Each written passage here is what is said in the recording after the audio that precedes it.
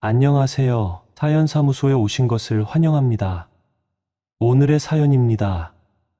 제가 건설 현장에서 몫으로 일해온 지도 어느덧 12년이 되었습니다. 지금은 평범한 아빠로서 가정에 충실하며 두 아이가 커가는 모습을 지켜보는 것이 삶의 큰 기쁨이지만 가끔 뒤돌아보면 이 일을 처음 시작하던 시절이 제 인생의 가장 큰 전환점이었다고 느낍니다. 그 시절은 분명 힘들고 고단했지만 그에 걸맞게 귀중한 배움과 추억을 얻었지요. 힘겹게 땀 흘리던 그날들의 기억은 지금도 제 가슴 한구석에서 은은하게 빛나며 제가 살아가는 원동력이 되어 주곤 합니다. 제 이야기는 12년 전 고등학교 3학년으로 돌아가야 합니다.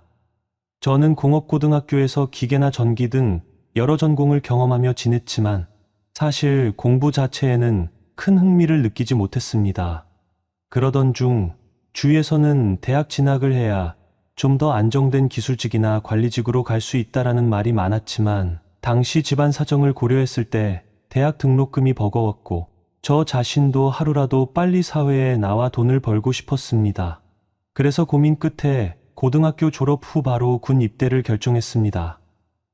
군 생활은 처음 예상과 달리 꽤 힘들긴 했지만 뜻밖의 동료애와 끈끈함을 맛보았기에 버틸 수 있었습니다. 이런저런 우여곡절 끝에 제대하고 집에 돌아왔을 때 저는 이제 내 손으로 뭔가를 시작해야 한다는 막연한 압박감을 느꼈습니다. 그런데 정작 주변을 둘러봐도 일자리는 많지 않았고 제가 할 수 있는 게 뭔지조차 명확히 알 수 없어 방황하기 일쑤였지요. 그때 저에게 손을 내밀어 준 사람이 바로 작은아버지, 그러니까 아버지의 친동생이신 삼촌이었습니다. 삼촌은 제가 어릴 때부터 종종 만나 식사를 함께하곤 했는데 늘 너는 뭘 하든 기술을 하나 제대로 배워두면 평생 굶지 않는다고 조언해 주셨습니다. 삼촌 스스로가 건설 현장에서 팀장 역할을 해왔기에 관련 기술과 노하우가 많았고 현장 인맥도 두터운 편이었습니다. 삼촌은 목수일은 평생 먹고 살 수 있는 기술이라며 적극 추천했지만 저는 처음에 선뜻 결정을 내리지 못했습니다. 왜냐하면 공업고등학교 시절 실습을 해본 경험이 있긴 해도 실제 건설 현장은 차원이 다를 것이라는 두려움이 있었기 때문입니다. 또 삼촌이 현장에서 팀장급으로 있다 보니 막내 격인 제가 많이 간섭받지 않을까 하는 걱정도 들었습니다. 고등학생 때만 해도 집에서 부모님에게 잔소리를 듣던 게 일상이었는데 사회에 나와서까지 삼촌에게 또 매일 지적받고 스트레스를 받을까봐 망설여졌던 겁니다. 그럼에도 불구하고 삼촌의 권유에는 가족의 정이 배어 있었습니다. 그리고 저 자신도 기술이라는 것을 확실히 익혀둔다는 점에 끌렸습니다. 당장 다른 취직 자리가 보이는 것도 아니었고 일단 부딪혀 보자는 심정으로 삼촌의 현장에 들어가겠노라 결심했습니다. 처음 건설 현장에 발을 디딘 날 온몸이 굳어있을 정도로 긴장이 컸습니다. 현장은 대단지 아파트를 짓는 공사였는데 사방에서 망치질 소리, 용접 불꽃 튀는 소리, 중장비가 오가는 굉음이 난무했습니다. 헬멧과 안전화를 갖춰 신고 새벽같이 출근해서 줄줄이 서 있는 작업자들의 모습 사이에 끼니 저도 모르게 겁부터 났습니다. 삼촌은 저에게 첫날부터 야, 멍하게 서 있지 말고 이리 와서 이것 좀 들어 라고 호통을 치며 바쁘게 움직이게 했습니다. 사실 저도 열심히 하려고 했지만 경험이 없다 보니 무엇을 어떻게 시작해야 할지 몰라 우왕좌왕하게 되더군요. 삼촌은 그런 저를 보며 곧잘 호되게 질책했습니다. 야, 손 빨리 안 움직이냐? 다들 내 손 하나 바라보고 일하고 있어. 야, 각도 맞춰서 자르라니까. 이러다 현장 망가진다. 순간순간 들리는 이런 소리들이 저를 더 다급하게 만들었습니다. 괜히 주눅이 들어서 흠칫거리고 자잘한 실수라도 할까봐 조마조마했지요. 더군다나 삼촌은 단순히 무서운 말투뿐 아니라 팀장으로서 다른 선배 목수들을 진두지휘해야 했기에 제가 조금만 잘못해도 그 파급이 팀 전체에 미쳤습니다. 현장은 일정과 작업 진행이 촘촘히 맞물려 돌아가니 한 명이 실수를 하면 모두가 발목 잡히게 되니까요. 그러다 보니 다른 선배들이나 동료들도 가끔 제게 야, 신입이 너무 굼뜨면 우리 다 여기서 집 못 가고 살아야 해 같은 농담 아닌 농담을 던지곤 했습니다. 그럴 때는 얼굴이 화끈거리고 마음이 조급해졌습니다. 처음에는 머릿속이 하얗게 되도록 혼이 났지요. 가끔은 차라리 이 일을 그만두면 편해지지 않을까? 라는 생각이 스치기도 했습니다. 하지만 삼촌이 소주 한 잔을 건네며 오늘도 고생 많았다. 그래도 갈수록 좀 나아지고 있으니까 힘내라. 이게 다 내 실력 되니까라고 말해줄 때면 마음 한구석이 묘하게 따뜻해졌습니다. 그 진심, 어린 관심 덕분에 삼촌이 이렇게나마 나를 생각해 주고 있구나라는 안도감과 감사함을 느꼈습니다. 그러는 사이 저는 하나씩 실물을 익혀 나갔습니다. 목수라는 일이 단순히 톱질과 못질만 잘하는 것이 아니라는 사실을 새삼 깨달았습니다. 정확한 도면, 해석, 재료와 장비의 적절한 사용, 안전규칙을 철저히 지키는 습관, 그리고 무엇보다 작업자들 간의 의사소통이 중요했습니다. 삼촌의 호된 가르침이 때로는 너무 독하게 느껴졌지만 그 덕분에 남들보다 빠른 속도로 노하우를 쌓을 수 있었습니다. 이 부분은 훗날 제 경력이 앞서가는데 큰 힘이 되었습니다. 그 시절 저에게 또 한 축으로 큰 힘이 되어 주신 분이 있었습니다. 현장 근처에는 한바식당이 여러 군데 있었는데 작업자 수가 많다 보니 식당 경쟁도 꽤 치열했습니다. 저희 팀은 처음에 다른 식당을 이용했지만 그 집 음식이 입맛에 맞지 않는다는 의견이 많아서 한 달쯤 지난 후 다른 한바식당으로 옮기게 되었습니다. 그곳을 운영하시는 분이 바로 연희 아주머니였습니다. 연희 아주머니는 40대 초반 단발머리를 하고 계셨고 키가 상당히 컸습니다. 늘씬한 체형에 밝은 성격 덕분인지 현장 남성들에게 인기가 많았습니다. 식당에 들어서면 특유의 환한 미소로 반겨주었고 거친 농담도 능숙하게 받아치곤 하셨습니다. 한 번은 작업자들이 지나가는 말로 아줌마 싱싱한 연계 좀 맛보시죠 라며 저를 놀리자 아주머니는 전혀 주저하지 않고 그래 한창 싱싱하지. 내가 봐도 이 총각은 얼굴이 뽀얗고 근육도 붙고 안쓰럽네라고 농담으로 화답했습니다. 저는 그때마다 얼굴이 화끈거려서 아무 말도 못하고 웃기만 했습니다.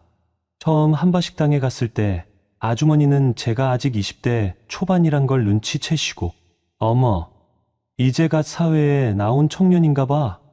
얼굴에 기운이 좋아 보이네 라고 하며 등을 가볍게 토닥여 주시기도 했습니다. 식당이라는 공간이 주는 편안함도 있었겠지만 저에겐 왠지 모를 위로가 되었습니다. 현장에서 매일 바쁜 시간표에 시달리며 헝클어진 정신상태로 뛰어다니던 제게 이 한바식당은 작은 쉼터처럼 느껴지기도 했습니다. 연희 아주머니는 손님들 중에서도 저를 유난히 챙겨주셨습니다. 오늘 밥 많이 먹어야 힘나지 하면서 반찬 하나라도 더 퍼주고 때로는 바카스를 호주머니에 쓱 넣어주기도 했습니다. 언뜻 보면 별 대수롭지 않은 것 같아 보여도 그 작은 배려가 새벽부터 저녁까지 이어지는 빡빡한 현장 생활을 버티게 하는 힘이 되었습니다. 다른 아저씨들이 아줌마 왜 저 녀석만 특별 대우해? 라며 농담 섞인 불만을 토로하기도 했지만 아주머니는 내가 좋아서 그러는 건데 왜? 당신도 젊고 잘생겼으면 내가 똑같이 해줬을걸 이라고 웃어넘기곤 했습니다. 그 말에 모든 아저씨들은 포기하듯 예의하며 마무리했고 저도 내심 쑥스러우면서도 싫지 않았습니다. 그 무렵 저는 현장과 거리가 있는 집 대신 공사 현장 근처 원룸을 얻어 다른 팀원들과 함께 숙소 생활을 했습니다. 방 한 칸에 4명이 공동 생활을 했는데 저는 삼촌 포함 다른 작업자 둘과 같은 방을 썼지요. 보통 퇴근 후엔 삼촌이 소주 한잔 하자며 저를 한바식당으로 다시 이끌곤 했습니다. 한바식당은 저녁 시간 이후 일반 식당처럼 몇 가지 요리를 내놓았는데 주로 안주로 좋은 찌개나 구이 종류였지요. 저녁 영업이 끝나고 손님들이 거의 빠지면 연희 아주머니는 종종 저희 테이블에 와서 잠깐씩 이야기를 나누곤 했습니다. 그러다 제가 좀 귀여워 보였는지 가끔 오늘 많이 힘들었니? 얼굴이 좀 상했네라고 말해 주었습니다.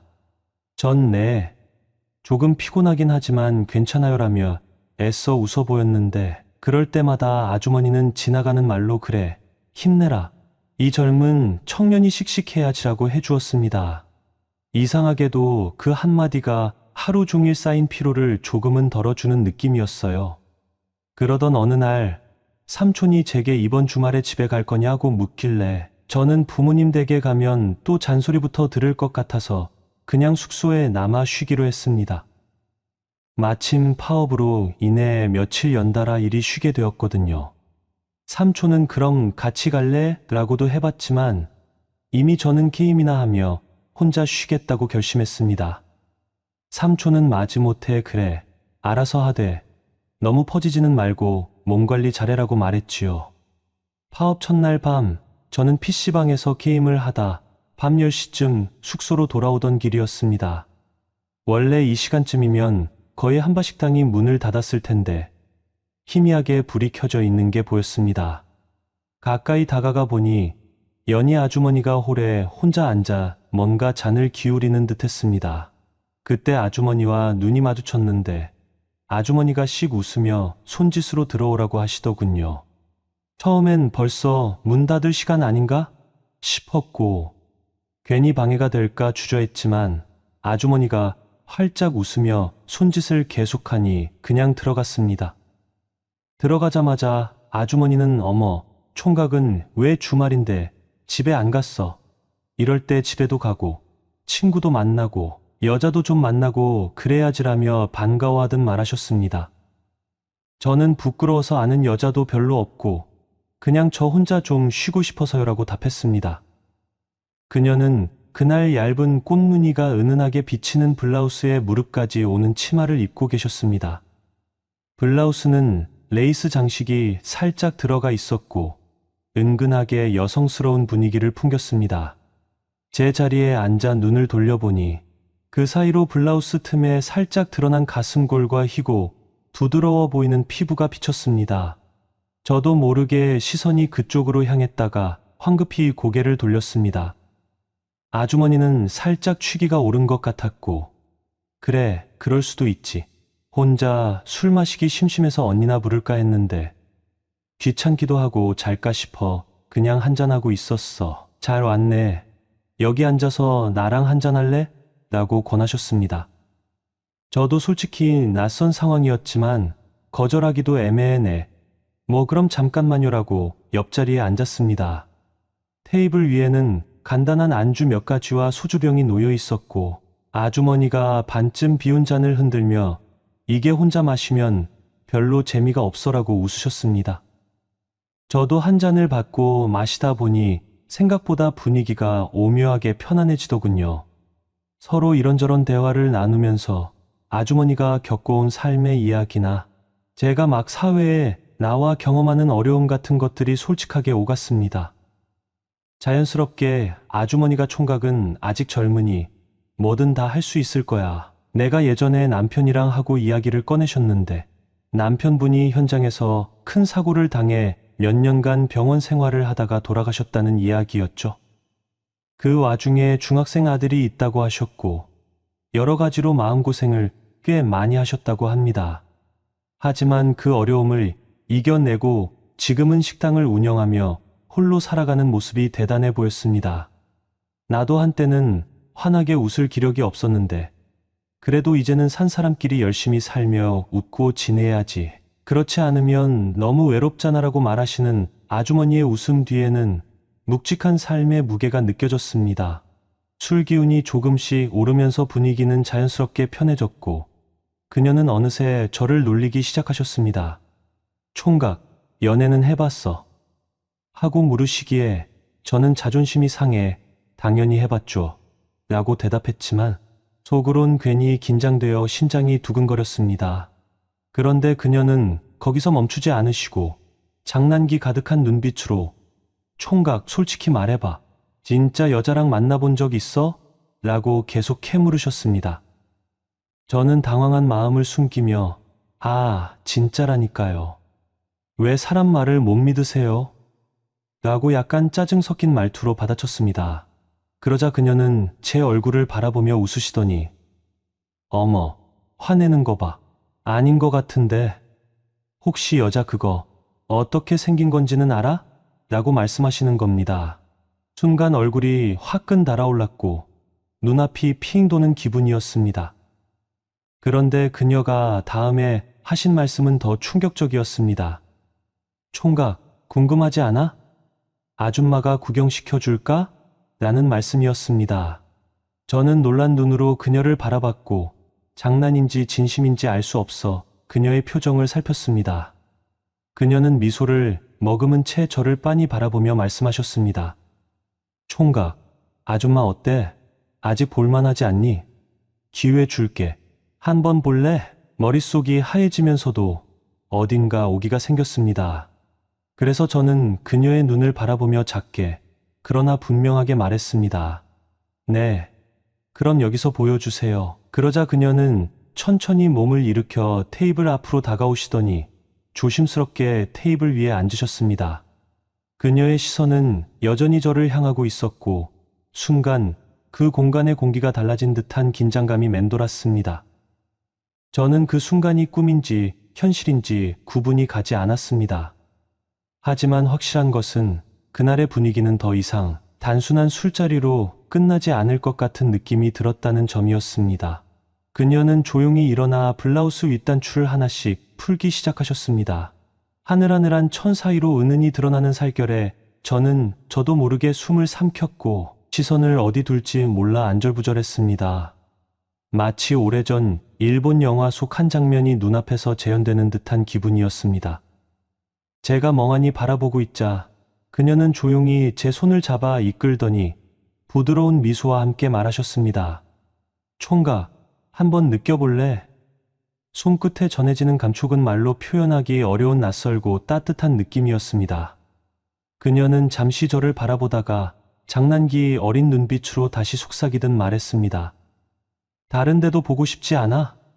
저는 말없이 고개를 끄덕였고 그녀는 조용히 치맛자락을 살짝 들어 올렸습니다.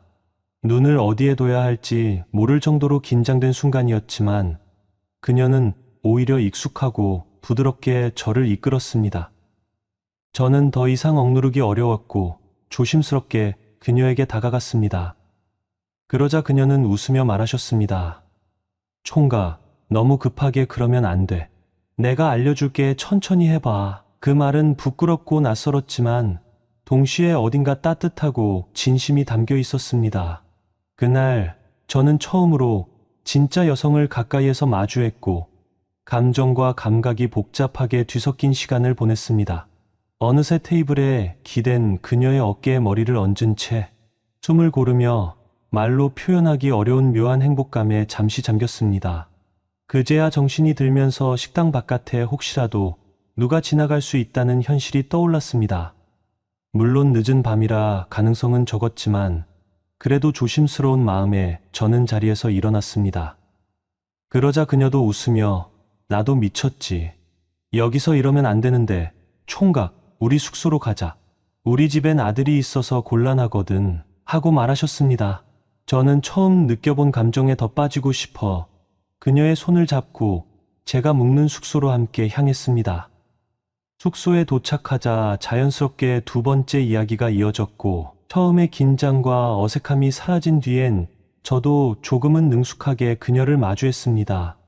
그녀 역시 편안한 표정이었고 서로의 온기를 나누며 밤은 깊어갔습니다. 그렇게 새벽 2시가 넘은 시간, 그녀는 조용히 옷을 챙겨 입고 귀가하셨습니다. 그녀의 집은 근처 아파트 단지에 있었습니다. 저는 그녀를 배웅하고 돌아와 아침이 훌쩍 넘도록 늦잠을 잤습니다. 점심 무렵 그녀에게서 전화가 걸려와 총각 일어나 밥 먹어야지라는 말에 겨우 눈을 떴습니다.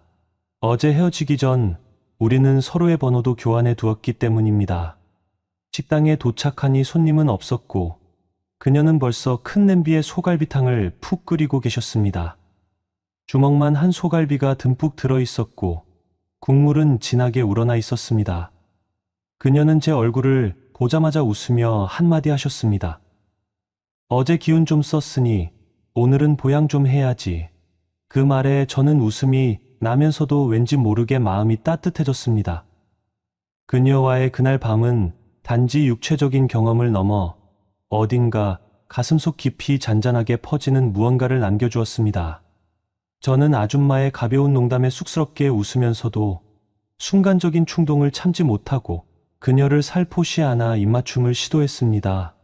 그러자 그녀가 고개를 돌리며 어머, 대담해졌네. 근데 지나가는 사람이 볼 수도 있잖아. 나중에 해.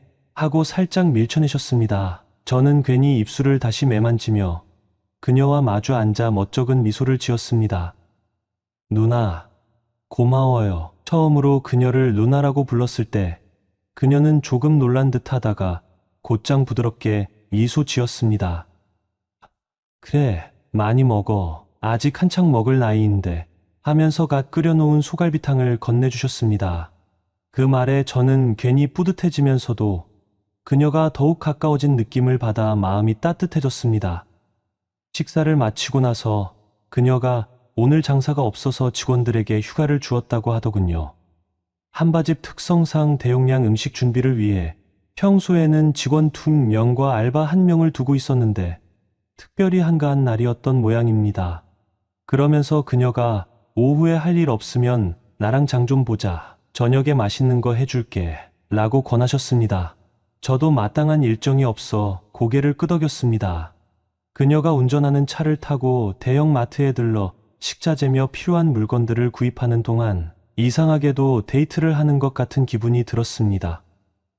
서로 옆에 서서 이것저것 필요한 물건을 골라 담고 괜히 농담도 주고받으면서 마치 연인처럼 느긋한 시간을 보냈습니다.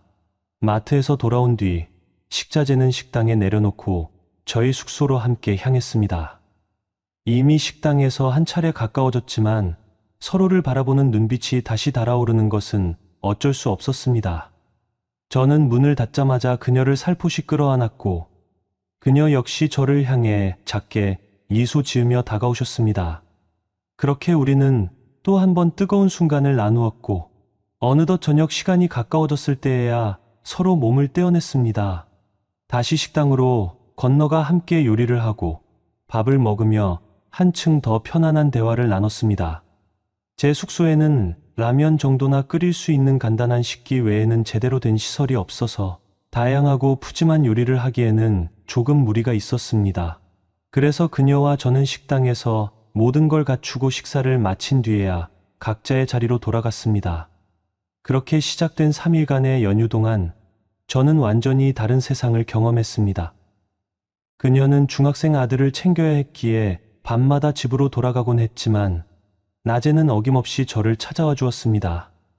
본인도 남편을 잃은 뒤 오랜 시간 그런 관계를 가져본 적이 없었다며 너무 오랜만이라 많이 설레고 좋다고 말씀하셨습니다.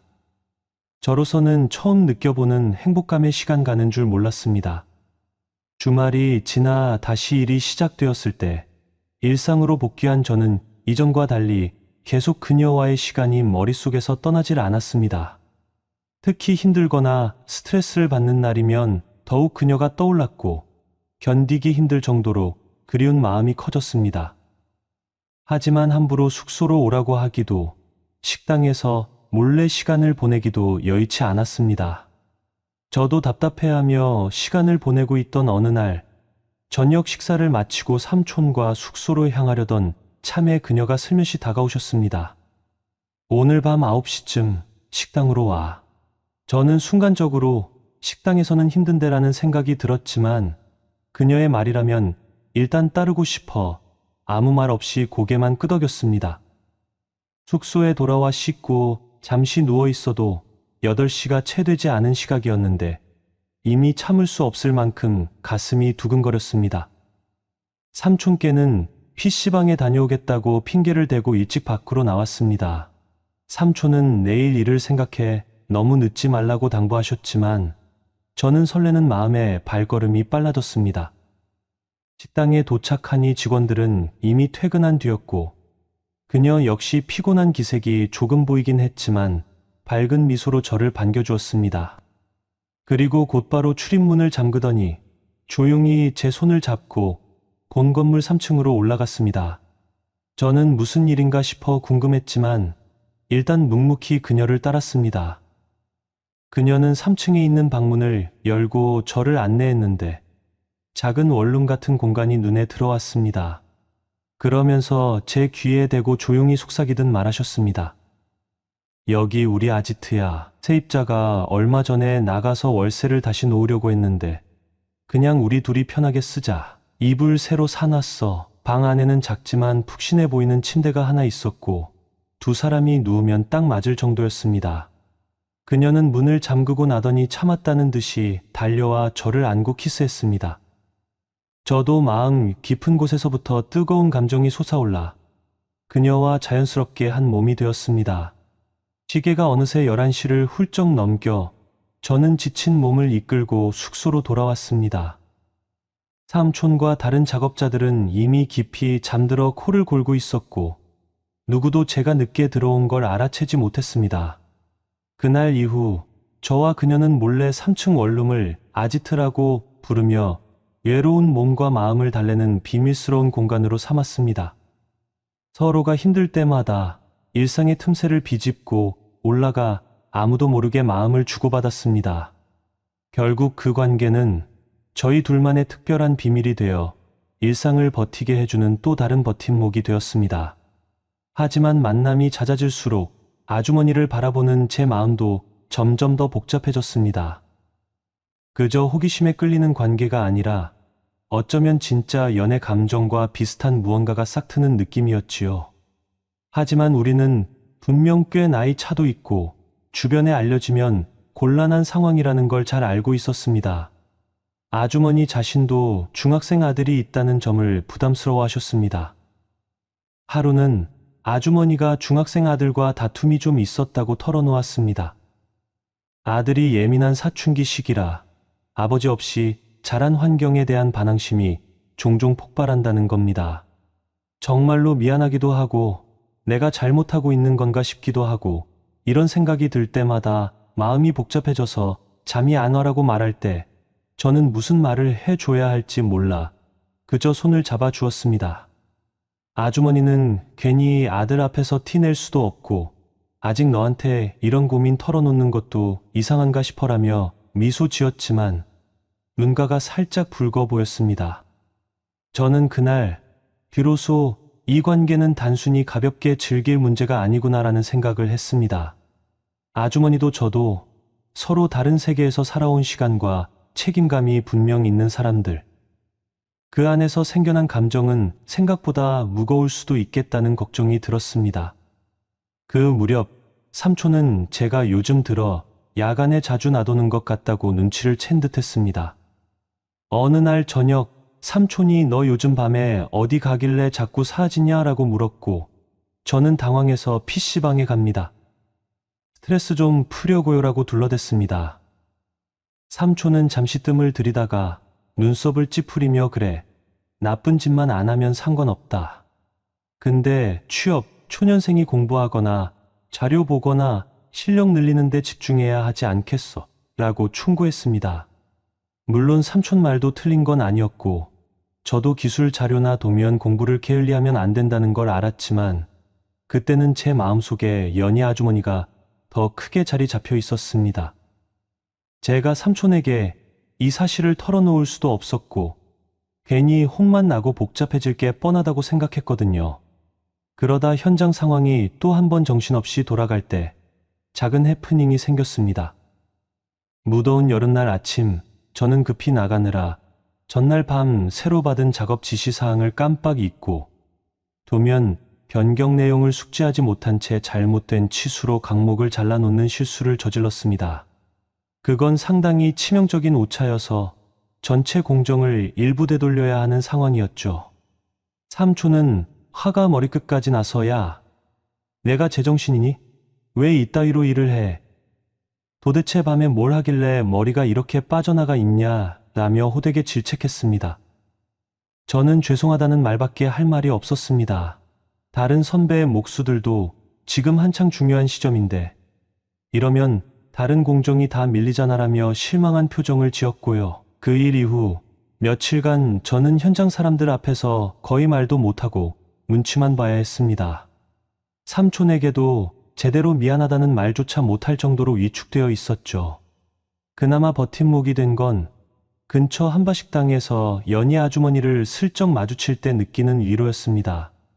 바쁜 점심시간이라도 짧게 "어제 많이 혼났냐? 괜찮아? 라고 물어봐 주는 말 한마디에 마음이 조금 풀리는 것 같았습니다. 또 삼촌이나 다른 사람들이 보지 않는 틈을 타서 아주머니는 "오늘 밤에 혹시 시간 되면 3층으로 와. 할 말도 있고라며 작은 쪽지를 제게 건네기도 했습니다. 솔직히 말해 저는 그 일로 인해 굉장히 위축된 상태였지만 그렇기에 더욱 아주머니에게 의지하고 싶어졌습니다. 밤에는 몰래 3층 원룸에 들어가 아주머니와 함께 서로의 하루를 이야기하며 작은 위안을 주고받았습니다. 아주머니는 "넌 아직 어리니 실수도 할 수 있어. 중요한 건 그 실수를 어떻게 바로잡고 다시 배우느냐야. 너무 자책하지 말라고 다정히 다독여 주었지요. 저도 살짝 울컥해서 "저 정말 죄송해요. 이렇게 억지로 시간 내달라고 하고라고 말할 정도로 속이 복잡했는데." 아주머니가 제 손을 잡고 "이럴 땐 서로 기대기도 하는 거지. 뭘. 나도 누군가 기대고 싶을 때가 많아라며 조용히 웃어 주었습니다. 그날 우리는 달빛이 희미하게 들어오는 창문가에 나란히 앉아 있었습니다. 서로 말이 많지 않았지만 서로의 존재를 느낄 수 있다는 것만으로도 위로가 되는 순간이었습니다. 바쁘고 고단했던 하루가 차분하게 마무리되는 느낌, 가슴 한구석에 잔잔한 감동이 일어났습니다. 하지만 이런 비밀스러운 만남이 쌓여갈수록 제 마음 한켠에는 "이게 정말 옳은 걸까? 라는 의문이 갈수록 커졌습니다. 실제로 현장에는 온갖 소문이 빠르게 돌기 때문에 혹시라도 누군가 우리가 함께 있는 걸 본다면 어떡하나 하는 두려움이 있었거든요. 제가 아주머니를 향해 느끼는 감정이 단순 호기심이 아니라는 걸 자각할수록 더 조심스러워졌습니다. 가령 주말 저녁에 삼촌과 다른 작업자들이 술 한잔하며 "야, 요즘 내가 연희 식당 아주머니 눈에 들었나? 예전부터 챙겨주더니 너만 보면 광이 나던데" 같은 농담을 던질 때가 있었습니다. 그때마다 저는 "에이, 설마요라고 대충 얼버무렸지만 속으로는 등줄기에 식은땀을 흘렸습니다. 어느 날 저는 삼촌과 현장 동료 2명이랑 술을 마시러 한바식당에 들렀는데 이때 아주머니가 어딘지 모르게 피곤해 보이면서도 굳은 표정을 짓고 있었습니다. 무슨 일일까 싶었는데 나중에 알게 된 사실은 아들이 사소한 문제로 학교에서 충돌을 일으켰고 담임 선생님으로부터 전화를 받고 속이 상했다는 이야기였습니다. 그녀는 그날 밤 제가 조용히 혼자 식당에 남아있길래 다가갔을 때 아들도 아들이지만 내가 어른으로서 제대로 해주지 못하는 것 같아서 미안하기도 하고 속상해라고 털어놓았습니다. 저는 서툰 위로밖에 할 수 없었지만 아주머니를 조금이라도 편하게 해주고 싶어 작은 농담을 했습니다. 저도 중학생 때 반항기가 좀 있었어요. 잘 지나갈 거예요. 그래도 어머님이신데 아드님이 마음 바뀌면 어느 순간 또 반듯해질 겁니다. 아주머니는 제 말에 미소를 지으면서도 여전히 마음이 편치 않은 듯 했습니다. 어느덧 시간이 지나 저는 나름대로 목수 일에 익숙해지기 시작했습니다. 삼촌의 격한 지적에도 예전만큼 주눅이 들지 않았고 간단한 목재 커팅부터 거푸집 조립, 철근, 배근 관련 협업까지도 어느 정도 빠르게 습득하게 되었지요. 팀원들이 이젠 저를 제법 믿어주었고 "이제 슬슬 혼자 작업해도 되겠는데" 라고 슬쩍 격려하는 분위기도 만들어졌습니다. 그러나 마음 한편에는 연희 아주머니와의 비밀스러운 만남이 자리하고 있었습니다. 일이 익숙해지니 오히려 더욱 자주 아주머니를 찾게 되었고 그녀 역시 아들이 집에 있을 때는 마땅히 시간을 내기 어려우니 3층 원룸에서 함께 시간을 보내곤 했습니다. 때로는 서로 피곤해 몸이 축나 있을 때면 거창한 대화를 나누지 않고 조용히 누워 쉬거나 음악을 듣는 것으로도 충분했습니다. 그런 평온함이 둘 사이를 더욱 끈끈하게 만들어 주었다고 생각합니다. 연희 아주머니가 이 건물 5층에 거주하고 12층은 상가로 쓰고 3층부터 원룸 투룸을 임대한다는 이야기는 이미 들었는데 2층을 언니가 미용실로 쓰고 있다는 사실도 알게 되었습니다. 아주머니 언니인 연주 씨는 40대 후반쯤 되어 보였는데 연희 아주머니와는 또 다른 느낌이었습니다. 키는 조금 더 작고 체형은 통통하면서도 탄탄해 보였다고나 할까요? 그런데 얼굴은 묘하게 닮아서 언뜻 보면 자매임을 확실히 알 수 있었습니다. 피부 관리를 잘해서인지 연희 아주머니와 마찬가지로 젊어 보이는 인상이었고 성격도 호탕했습니다. 한 번은 아주머니의 권유로 미용실에 들러 머리를 정리했는데 연주 씨가 어머, 여기서 일하는 청년이구나. 잘 부탁해요라며 반갑게 맞아주었습니다. 처음 보는 사이라 긴장했는데 어쩐지 그분도 밝고 넉넉한 인상이라 금세 편한 마음이 들었지요. 하지만 마음속으로는 혹시 이분이 우리가 아지트에서 만나는 걸 알면 어떻게 반응할까 싶어 살짝 조마조마했습니다. 다행히 그런 기색은 없어 보였지만 연희 아주머니와 저의 관계가 혹시나 들키면 곤란하다고 생각하니 괜히 어깨가 뻐근해졌습니다. 머리를 다 자르고 나오는데 연주 씨가 우리 동생 요즘 꽤 바쁘고 힘들 텐데 괜찮아 보여? 내가 잘 못 챙겨줘서 신경 쓰이느라고 물었습니다. 저는 당황스러워하면서도 네, 잘 지내시는 것 같아요. 웃는 얼굴이 늘 보기 좋아서 다들 힘 얻고 있어요라고 대답했습니다. 연주 씨는 그 말에 그럼 다행이고 혹시 힘들어하면 나도 좀 알려주고 도와줄 수 있는 건 도와야지라며 사람 좋게 웃었습니다. 나는 안도의 한숨을 내쉬며 미용실을 나섰습니다. 연희 아주머니와의 특별한 관계가 시작되고 나서 약 석 달 정도의 시간이 흘렀을 무렵이었습니다. 연희 아주머니와의 만남은 어느새 저에게 일상이자 위안이 되어 있었습니다. 그렇게 우리 관계가 약 3달 정도 조용히 그러나 은밀하게 이어지던 중 예상치 못한 변화가 찾아왔습니다. 처음에는 그저 이전과 다름없는 하루였습니다.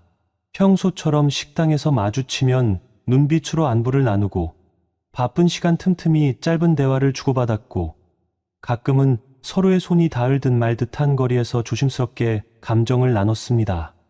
3층 방, 우리의 작은 아지트는 여전히 숨겨진 위로의 공간이었고 서로의 피로와 외로움을 덜어주는 안식처처럼 느껴졌습니다. 그날도 평소와 다름없이 일을 마치고 숙소로 돌아와 씻은 뒤 간단히 컵라면으로 허기를 달랬습니다. 시계를 보니 밤 9시를 조금 넘긴 시각, 저는 조용히 3층의 그 방으로 향했습니다. 복도를 따라 조심스럽게 발을 옮기고 문을 열자 평소와는 조금 다른 분위기가 느껴졌습니다. 방 안은 어둑했고 은은한 조명 하나만이 공간을 부드럽게 밝히고 있었습니다. 연희 아주머니는 그날따라 한껏 단정하면서도 어딘가 들뜬 표정으로 저를 맞이하셨습니다. 오늘은 조금 특별한 거 해볼까요? 그녀는 익살스러운 표정을 지으며 서랍에서 무언가를 꺼냈습니다. 검은색 천으로 된 안대였습니다. 저는 순간 당황했지만 그녀는 익숙한 손길로 저를 의자에 앉히고는 조용히 말했습니다.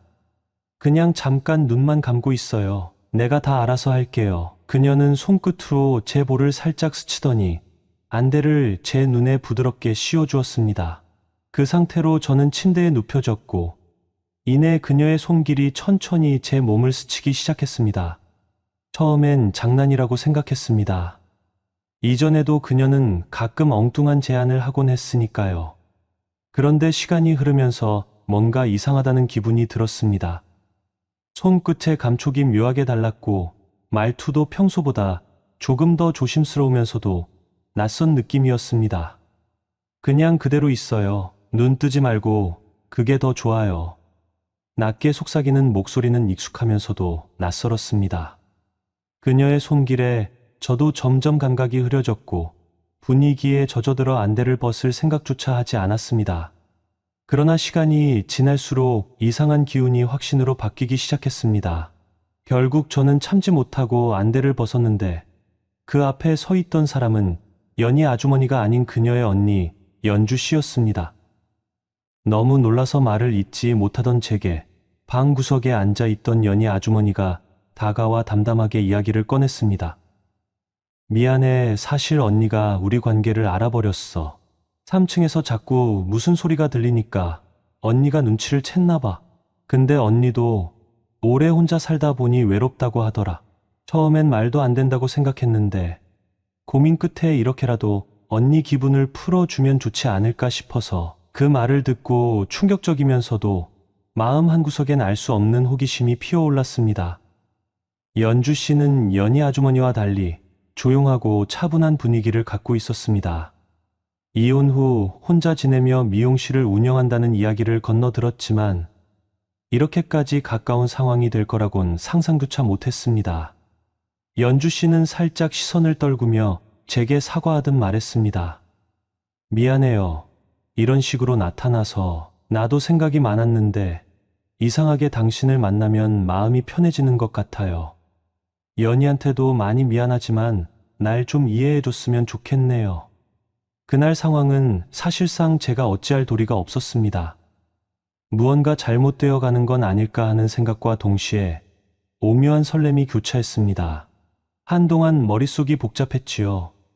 연희 아주머니와 겨우 자리 잡은 비밀스러운 관계도 버겁다고 느낄 때가 있었는데 이제는 그녀의 언니까지 누가 봐도 평범한 일이 아니었습니다. 하지만 연희 아주머니는 놀랍도록 담담했습니다. 그리고 그 이후 세 사람 사이의 관계는 전혀 새로운 국면에 접어들었습니다. 연희 아주머니는 이제 3층 방을 우리 자매가 번갈아 사용할게. 나는 2층 식당 마감하고 밤늦게 들어올 때가 많으니까 언니가 쓰고 있으면 난 다른 곳에서 너를 볼게라고 했습니다. 서로가 서로를 간섭하지 않기로 마음먹었고 사람들의 눈에 띄지 않는 선에서 교대로 시간을 보내기로 결정한 겁니다. 제가 이 상황을 받아들이기까지는 시간이 좀 걸렸습니다. 연희 아주머니 한 분과의 비밀도 쉽지 않았는데 언니 연주 씨까지 번갈아 만나면서 이게 과연 올바른 걸까? 라는 생각이 끊임없이 들었습니다. 그러나 한편으로는 이상하게도 싫지만은 않았습니다. 두 분 모두 저를 싫어하거나 이용하려는 것이 아니라 나름의 마음이 담긴 호의로 다가오는 것이 느껴졌으니까요. 연희 아주머니와 연주 씨는 서로의 성격을 잘 아니까 일정이나 시간을 서로 겹치지 않도록 배려했습니다. 그리고 저에게도 혹시 부담스럽다면 언제든 말해라고 하곤 했습니다. 연주 씨는 내성적이고 조용한 성격이라 처음엔 어떻게 대화해야 할지 몰라 어색했지만 막상 둘이서 함께 시간을 보내면 그 차분함에 오히려 마음이 놓이는 순간이 많았습니다. 예를 들어 저녁쯤 3층 방에서 만난 후에도 그녀는 가볍게 차 한 잔 마실래요? 라며 닭이를 꺼내 녹차를 우려냈습니다. 저는 그 따뜻한 녹차 향을 맡으며 하루의 피로를 풀었고 연주 씨는 제게 오늘 힘들었죠? 목수 일이라는 게 쉬운 게 아니잖아요 라고 조용히 물었습니다. 저는 그런 진중한 관심이 낯설면서도 위로가 되어 네, 그래도 누님들 덕분에 잘 버티는 것 같아요 라고 답했습니다. 연희 아주머니 쪽은 한결 더 발랄하고 적극적이었습니다. 같이 있으면 농담도 곧잘 하고 자기야, 나 오늘 식당에서 별의별 손님 다 보고 왔어. 근데 너 보니까 피곤이 싹 날아가네라고 해맑게 웃었습니다. 한 주 중 대부분은 그녀가 식당 일로 바빠서 피곤해했지만 어찌 보면 그 에너지를 너 만나야 힘나지라는 식으로 저에게 전해준 느낌이었습니다. 가끔은 갑작스러운 아이디어가 떠올랐다는 듯 오늘은 삼겹살 사다가 방에서 구워 먹자라며 작은 휴대용 버너를 챙겨 오기도 했습니다. 사실 3층 원룸에서 고기를 구워 먹는 건 냄새 때문에 위험했지만 서로 조심해서 창문을 열어놓고 조용히 식사를 즐긴 적도 있었습니다. 그럴 때마다 마치 연인들만의 소소한 파티를 하는 듯한 기분이 들어 즐거웠습니다.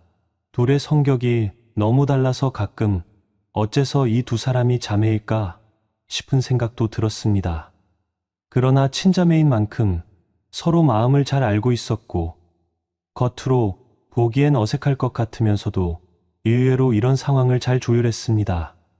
저는 만약 두 분 사이가 안 좋아진다면 어떡하지? 라는 걱정이 있었지만 연희 아주머니는 우린 어렸을 때부터 많은 일을 겪었어. 설령 내 남자 언니 남자가 겹치더라도 서로를 탓하진 않아. 대신 서로 규칙은 지켜야 해라고 말했습니다. 연주 씨도 조용히 웃으며 동생이 워낙 대범하기도 하고 나도 그 마음을 알기에 상황에만 너무 집착하지는 않으려고 해요라고 덧붙였습니다. 그렇게 시간이 흘러 저와 두 자매의 독특한 관계는 거의 1년 이상 이어졌습니다. 어느 날은 연주 씨가 혼자 영화를 보고 싶다며 저를 조용히 불렀고 다른 날은 연희 아주머니가 가끔 단둘이 마트에 가자고 제안해 이거저거 사다가 맛있는 거 해주겠다고 했습니다. 밤늦게 3층에서 불을 켜놓으면 의심을 살까봐 자매가 일정까지 미리 상의해 가며 교대로 저를 만나는 일이 일상이 된 셈입니다. 정작 건설 현장 쪽에서는 아무도 저를 의심하지 않았습니다.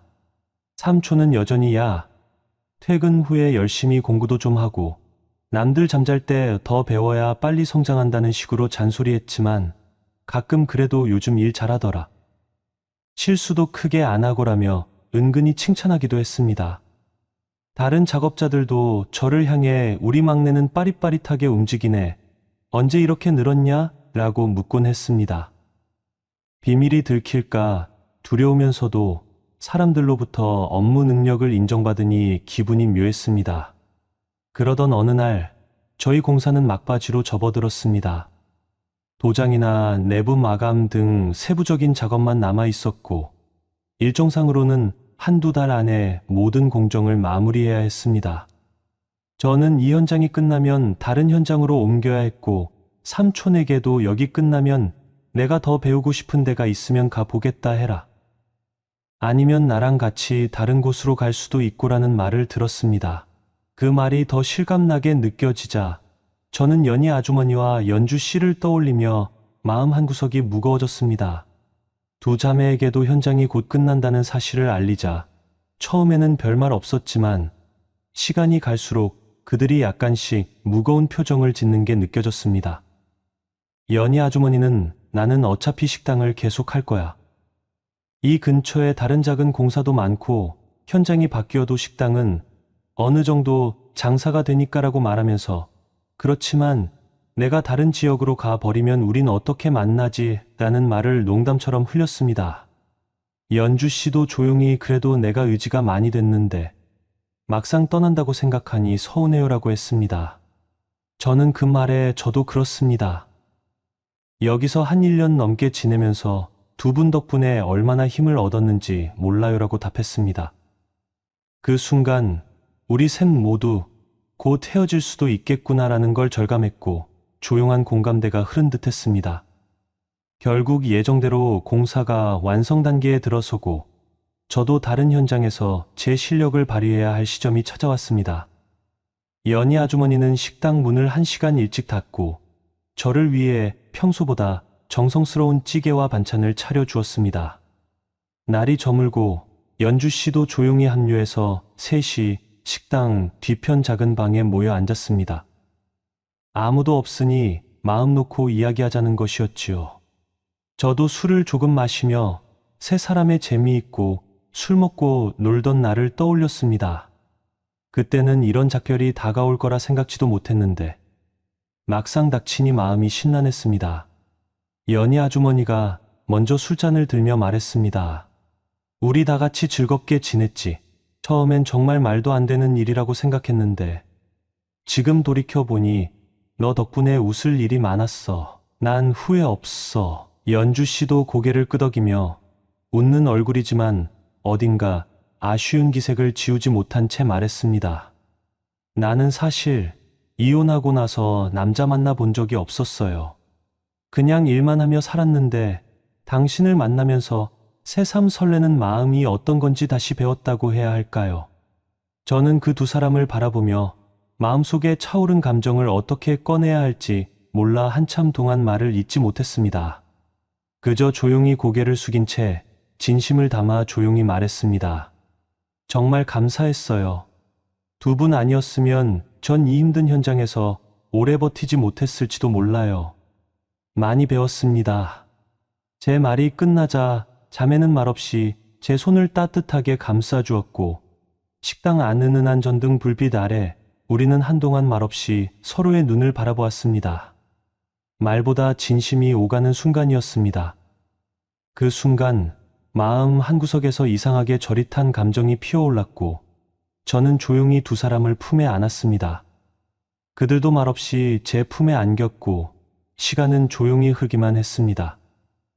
따뜻한 체온, 조용한 숨결, 말없는 위로가 방 안을 가득 채웠습니다. 우리 마지막으로 한번 제 소원을 들어줄 수 있을까요? 제 말에 두 사람은 잠시 눈을 마주 보았고 말없이 고개를 끄덕였습니다. 그렇게 우리는 말없이 손을 맞잡은 채 3층의 작은 방으로 향했습니다. 그 방 안에서 우리는 더 이상의 말 없이 서로의 온기를 나눴습니다. 조심스럽고도 간절하게 마치 마지막을 준비하는 연인들처럼 촘촘히 쌓인 감정들이 조금씩 녹아내리듯 흐르고 한동안은 세상의 모든 소음이 멈춘 듯 고요했습니다. 그 밤 어떤 약속도 어떤 규칙도 없었습니다. 오직 그 순간을 진심으로 마주한 세 사람만이 조용히 하나의 온기를 나누고 있었습니다. 그 뒤 새벽 공기가 아직 차가울 무렵 저는 숙소로 돌아와 조용히 짐을 챙기기 시작했습니다.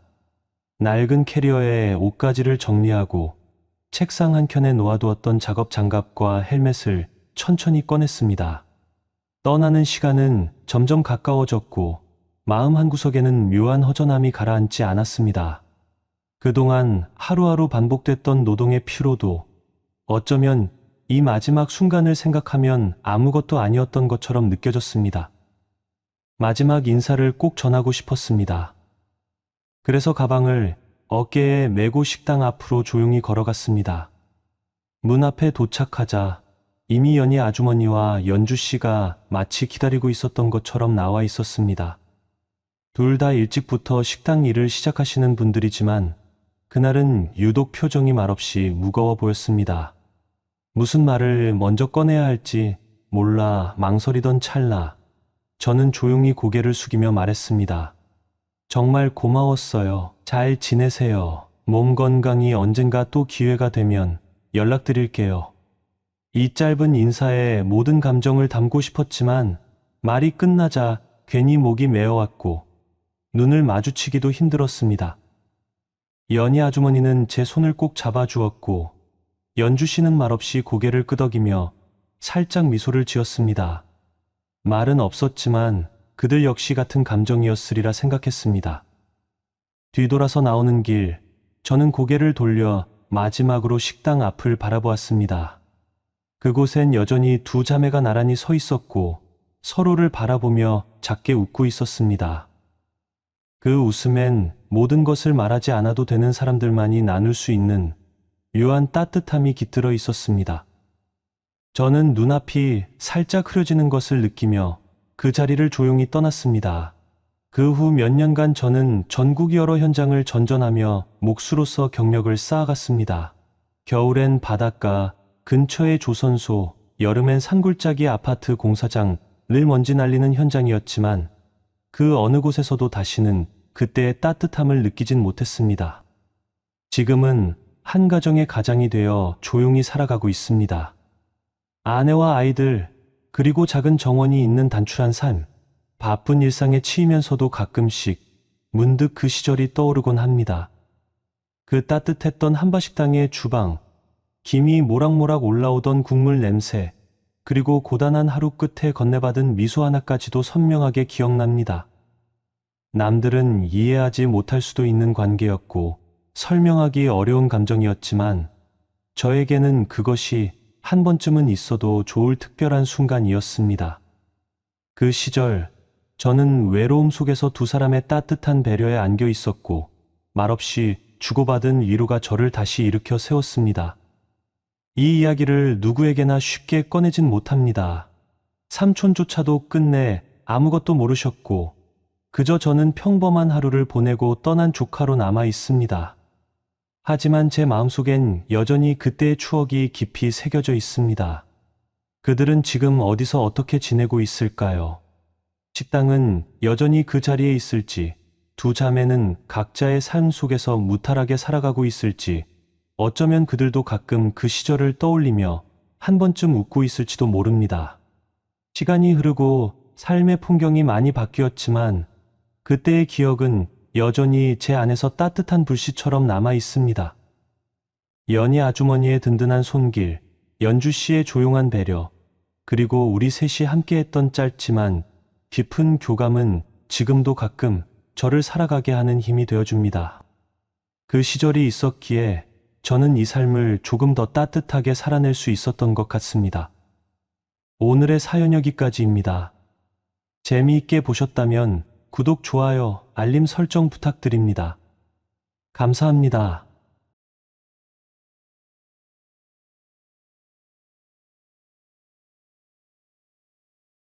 오늘의 사연 읽어드리겠습니다. 안녕하세요. 이 일은 몇 년 전 저의 실제 사연입니다. 친구의 추천으로 저는 동네 근처 사람들과 채팅할 수 있는 앱을 다운로드했습니다. 여기서 저는 아름답고 매력적인 여성을 만났습니다. 그녀는 저를 소년에서 남자로 변화시키는 데 도움을 주었습니다. 그러나 예상치 못한 것은 그녀에게 또 다른 정체성이 있다는 것이었습니다.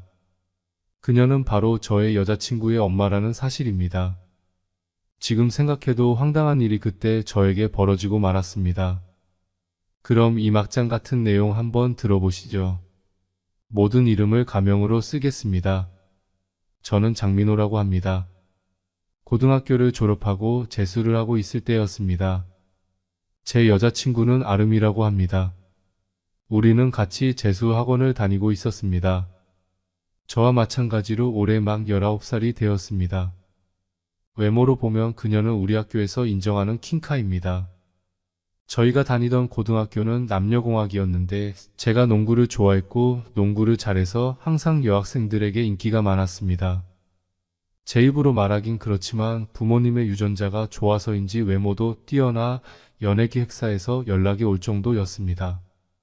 하지만 노래 실력이 완전 음치 수준이라 포기하고 말았죠. 하지만 그 덕분에 지금 여자친구와 고1 때부터 사귀게 되었죠. 비록 우리가 사귄 지 4년이 되었지만 손을 잡거나 포옹하는 것뿐이었습니다. 4년 동안 딱 한 번의 키스 경험이 있었고 그냥 입맞춤 수준이었습니다. 그때 생각하면 참 순진했고 주변 친구들도 참 순진했습니다. 우리 동네는 다들 공부에 집중하고 대학 진학에 진심이라 정말 그때는 남자친구를 사귄다고 해도 손만 잡고 키스하는 수준이었습니다. 그 시기에는 그게 제일 행복했고 그 정도까지만 할 수 있다고 생각했습니다. 하지만 저는 사실 남녀 관계에 대해 많은 호기심이 있었습니다. 그러나 매번 제가 그녀에게 이런 이야기를 꺼내면 단호하게 거절당했습니다. 그녀는 항상 가장 소중한 것을 가장 소중한 순간에 남겨두고 싶다고 말했습니다.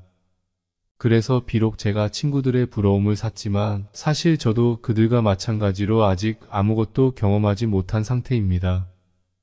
야, 장민호, 최근에 엄청 재밌는 앱을 찾았어. 나중에 너에게 추천해 줄게. 앞자리에 친구가 갑자기 돌아서며 저를 툭툭 쳤습니다. 그의 장난스러운 표정을 보니 분명 제대로 된 앱은 아닐 것 같았습니다. 그만해라. 너희 같은 솔로들이 무슨 좋은 추천을 할 수 있겠냐. 분명 다들 불순한 것일 거야. 젠장, 내가 너와 이야기하지 말았어야 했어. 부럽다, 너란 놈. 친구들은 모두 저에게 예쁜 여자친구가 있다는 것을 매우 부러워했습니다. 하지만 저도 불타오르는 호르몬을 어디 분출할 곳이 없었습니다. 호기심에 저는 이 앱을 아무도 몰래 다운받았습니다. 하지만 앱 설명을 보고 망설여졌습니다. 왜냐하면 이 소프트웨어는 채팅은 가능하지만 사용자 대부분이 30대에서 40대 중년 여성으로 저 같은 젊은 남자와는 어울리지 않았기 때문입니다. 하지만 삭제하려고 하는 순간 채팅창이 하나 뜨더군요.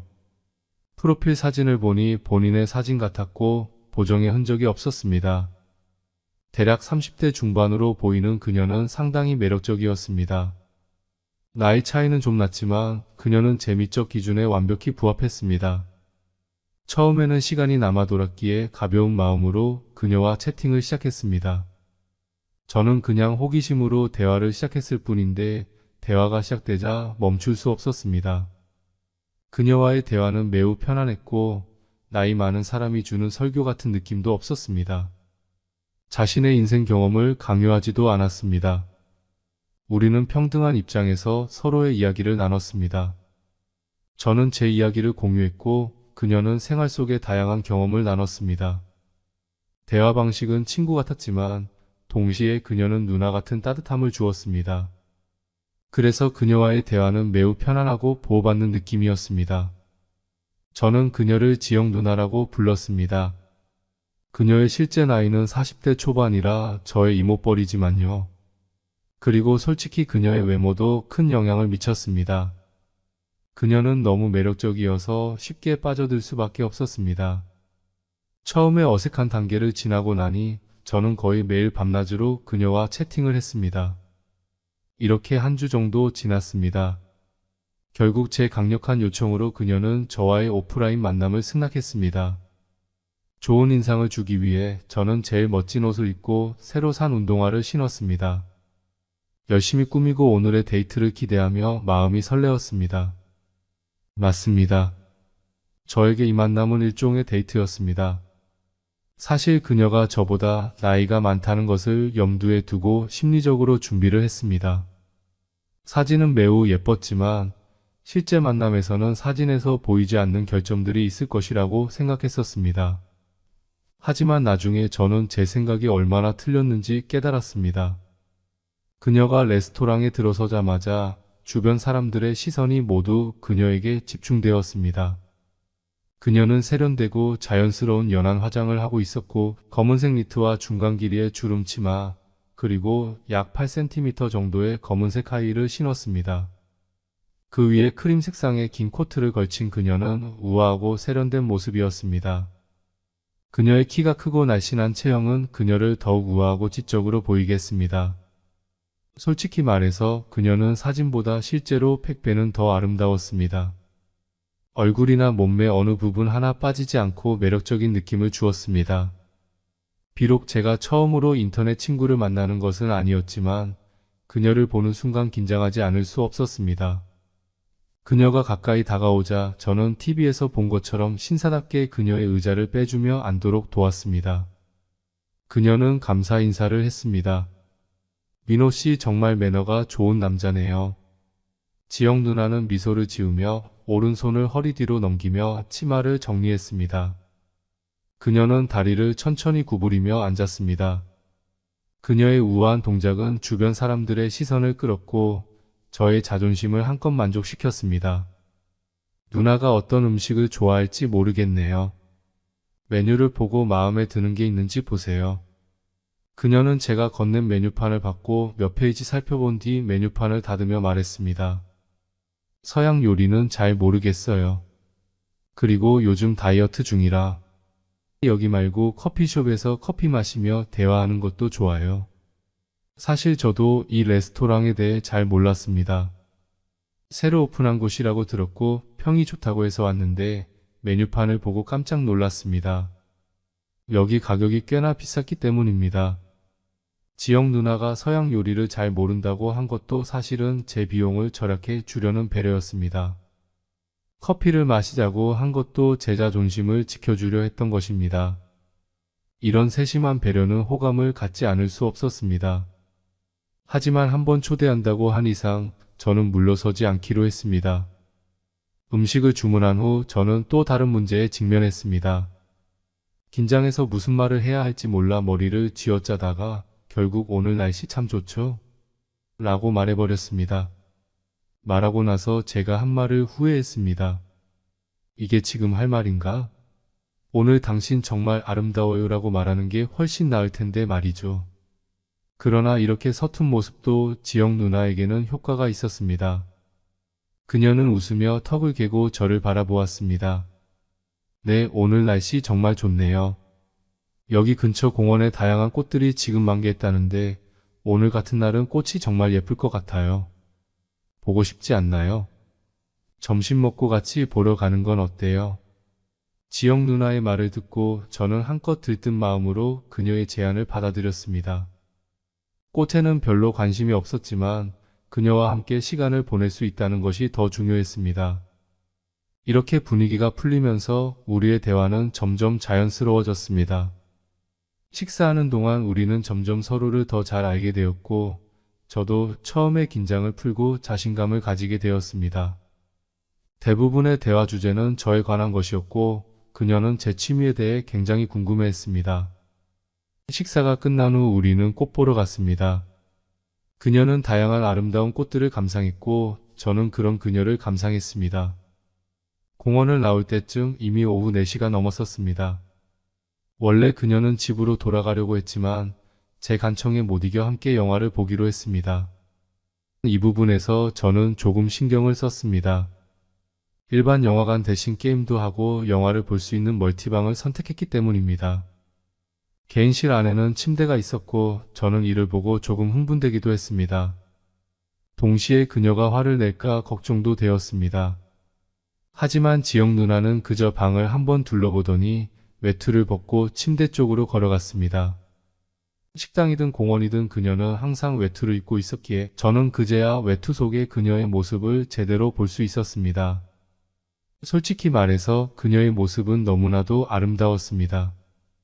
검정색 옷은 원래 날씬해 보이게 하지만 그녀의 몸에 꼭 맞는 니트는 그녀의 매끈한 실루엣을 더욱 돋보이게 했습니다. 그녀의 뒷모습은 마치 신이 직접 조각한 듯한 완벽한 아름다움이었습니다. 그런 그녀의 모습은 저를 완전히 매료시켰습니다. 그녀가 침대 옆으로 걸어가 옆으로 몸을 돌리며 하이힐을 벗었을 때 저는 비로소 그녀에게 넋을 잃고 있던 시선을 거두었습니다. 지영 누나는 아직 멍하니 서 있는 저를 보고 웃으며 손짓을 했습니다. 난 이렇게 영화 보는 거 처음이라 뭐가 뭔지 모르겠어요. 와서 도와줘요. 그녀의 말에 저는 서둘러 다가갔습니다. 하지만 침대 옆에 앉을 때 저는 미안하다고 설명할 수밖에 없었습니다. 미안해요. 제가 여기가 침대인지 몰랐어요. 그냥 편하게 게임하고 영화를 볼 수 있는 곳을 찾으려고 했을 뿐이에요. 지영 누나는 몇 초 동안 저를 바라보다가 말했습니다. 괜찮아요. 여기도 재미있을 것 같아요. 나도 민호 씨 덕분에 이런 곳도 경험해보고 좋네요. 그녀의 말을 듣고 저는 안도의 한숨을 내쉬었습니다. 그렇다면 다행이네요. 이제 어떤 영화를 볼지 알려주세요. 지영 누나는 옆에 있던 태블릿을 들어 저에게 건넸습니다. 그러나 그녀는 이것이 침대라는 것을 잊고 있었고 하필이면 침대가 매우 잘 꺼지는 템퍼 매트리스라 그녀가 몸을 기울이자 침대가 움푹 들어갔습니다. 그 결과 그녀는 균형을 잃고 저에게로 넘어졌습니다. 저는 그녀를 잡으려고 손을 뻗었지만 손이 침대에서 떨어지면서 저도 균형을 잃고 침대에 넘어졌습니다. 그리고 상황은 더욱 어색해졌습니다. 제 손은 그녀의 어깨를 잡으려다 다른 곳을 잘못 잡게 되었고 그녀는 제 복부 위로 넘어졌습니다. 저는 순간 당황했습니다. 젊은 혈기는 쉽게 자극을 받아 충동적으로 변하기 마련인데 특히 그녀처럼 매력적인 여성과 함께 있다 보니 더 그랬습니다. 순간의 긴장과 충동을 억누르며 저는 침착하려고 노력했습니다. 미안해요. 그런 의도는 아니었어요. 지영 누나는 놀란 표정이었지만 이내 웃음을 터뜨렸습니다. 괜찮아요. 이런 일도 일어날 수 있죠. 그녀의 이해심 있는 반응에 저는 안도하며 다시 태블릿을 집어들고 영화를 고르기 시작했습니다. 이런 상황에서 제 몸은 자연스럽게 제 통제에서 벗어났습니다. 그녀의 부드럽고 섬세한 촉감, 그리고 그녀에게서 나는 은은한 향기는 제 신경을 끊임없이 자극했습니다. 비록 제게 여자친구가 있지만 그녀는 절대 그런 부위를 만지게 하지 않았습니다. 이번이 제 인생 처음으로 이런 촉감을 경험하는 순간이었고 그 느낌이 너무나도 좋았습니다. 이런 생각을 하면서 제 손이 저도 모르게 움츠러들었고 그 움직임이 지영 누나를 놀라게 했습니다. 지영 누나는 온몸을 떨며 놀란 듯이 벌떡 일어나 앉았습니다. 저는 속으로 자신을 바보라고 욕했습니다. 이렇게 추잡한 짓을 하다니 지영 누나가 당연히 화낼 것이라고 생각했습니다. 그녀가 앞으로 저를 더 이상 만나주지 않을 것이라는 생각에 강한 상실감을 느꼈습니다. 그러나 다행히도 지영 누나는 저를 크게 꾸짖을 생각이 없는 듯 했습니다. 그녀는 자리를 잡고 앉아 얼굴을 만졌고 그녀의 뺨은 약간 붉어졌습니다. 하지만 곧 평정을 되찾았습니다. 지영 누나가 화내지 않는 것을 보고 저는 서둘러 태블릿을 들어 아무 영화나 골랐습니다. 그러나 솔직히 말해 지금은 영화를 볼 마음이 전혀 없었습니다. 방금 전에 촉감을 떠올리며 동시에 그녀와의 관계가 어떻게 될지 걱정했습니다. 이러한 복잡한 감정은 영화가 끝날 때까지 계속되었습니다. 멀티방에서는 다양한 게임을 즐길 수 있는데 저는 차마 게임을 하자는 말도 못 꺼냈습니다. 영화가 끝나고 원래 계획대로 지영 누나와 함께 강변을 걷자고 하고 싶었지만 지금 상황에서는 말 꺼내기가 어려웠습니다. 그래서 멀티방을 나서자마자 저는 서둘러 사과하려고 했습니다. 아까 그 일에 대해 말인데, 지영 누나는 스트레칭하면서 저의 말을 듣고 동작을 멈추면서 말했습니다. 저도 그 침대가 그렇게 부드러운 줄 몰랐어요. 그래서 당신에게 넘어졌죠. 다행히 우리 둘 다 다치지 않아서 정말 다행이에요. 지영 누나는 부드러운 미소를 지었고 저는 그 미소에 완전히 빠져들었습니다. 분명 그녀는 제 작은 실수를 알아차렸을 것입니다. 그런데도 그녀는 아무 말 없이 지나갔고 저를 불편하게 하지 않으려는 배려가 느껴졌습니다. 이 점이 정말 감동적이었습니다. 이 기회를 놓치지 않으려고 저는 강변을 걷자고 제안하려 했습니다. 하지만 제가 말을 꺼내기도 전에 지영 누나는 시계를 보며 말했습니다. 지금 시간이 늦었네요. 집에 가야 할 것 같아요. 집에서 할 일이 좀 있어요. 그녀의 말을 듣고 저는 더 이상 말할 수 없었습니다. 그래서 저는 그녀에게 택시를 잡아주고 떠나는 모습을 지켜봤습니다. 집에 돌아온 후 제 머릿속에는 그녀의 부드러운 촉감과 그녀의 은은한 체향이 계속 맴돌았습니다. 침대에 누워서도 뒤척이며 잠들지 못했습니다. 메시지를 보내고 싶었지만 그녀에게 차단당할까봐 두려웠습니다. 결국 참지 못하고 집에 잘 도착했어요. 라는 메시지를 보냈습니다. 다행스럽게도 그녀는 저를 차단하지 않았습니다. 하지만 2시간 동안 답장이 없어서 저는 초조했습니다. 평소 여자친구에게도 이렇게 초조해한 적이 없었지만 이번 상황은 달랐습니다. 잘못한 쪽은 저였기 때문에 화낼 수도 없었습니다. 무욕측강이라고 하지만 지금은 그녀 생각으로 가득 차서 강해질 수 없었습니다. 이렇게 초조하고 걱정스러운 마음으로 밤 10시가 넘도록 기다렸습니다. 마침내 휴대폰 알림이 울렸고 저는 기쁜 마음으로 메시지를 확인했습니다. 네, 8시쯤에 저녁 먹고 방금 집안일을 끝냈어요. 메시지가 온 줄 몰랐어요. 오래 기다렸죠? 이 메시지를 보는 순간 모든 걱정이 사라졌습니다. 아니에요. 당신이 바쁜 일이 있어서 늦을 것이라고 생각했어요. 땀을 많이 흘려서 너무 불편해요. 샤워하고 나서 다시 이야기해요. 샤워라는 단어를 듣자마자 지영 누나의 완벽한 몸매가 떠오르며 그녀가 점점 사라지는 모습이 머릿속에 그려졌습니다. 예전에도 우리가 채팅을 할 때 그녀가 샤워하러 간다고 한 적이 있었지만 그때는 상상할 여지가 없었고 별로 신경 쓰지 않았습니다. 그리고 그때는 그녀가 샤워하는데 15분 정도밖에 걸리지 않았습니다. 하지만 오늘은 이미 30분이 지났는데도 아직 끝나지 않았습니다. 왜 여자들은 샤워를 이렇게 오래 하는지 이해가 되지 않았습니다. 저는 샤워하는데 5분 정도면 충분하고 머리까지 감아도 8분이면 끝나는데 말입니다.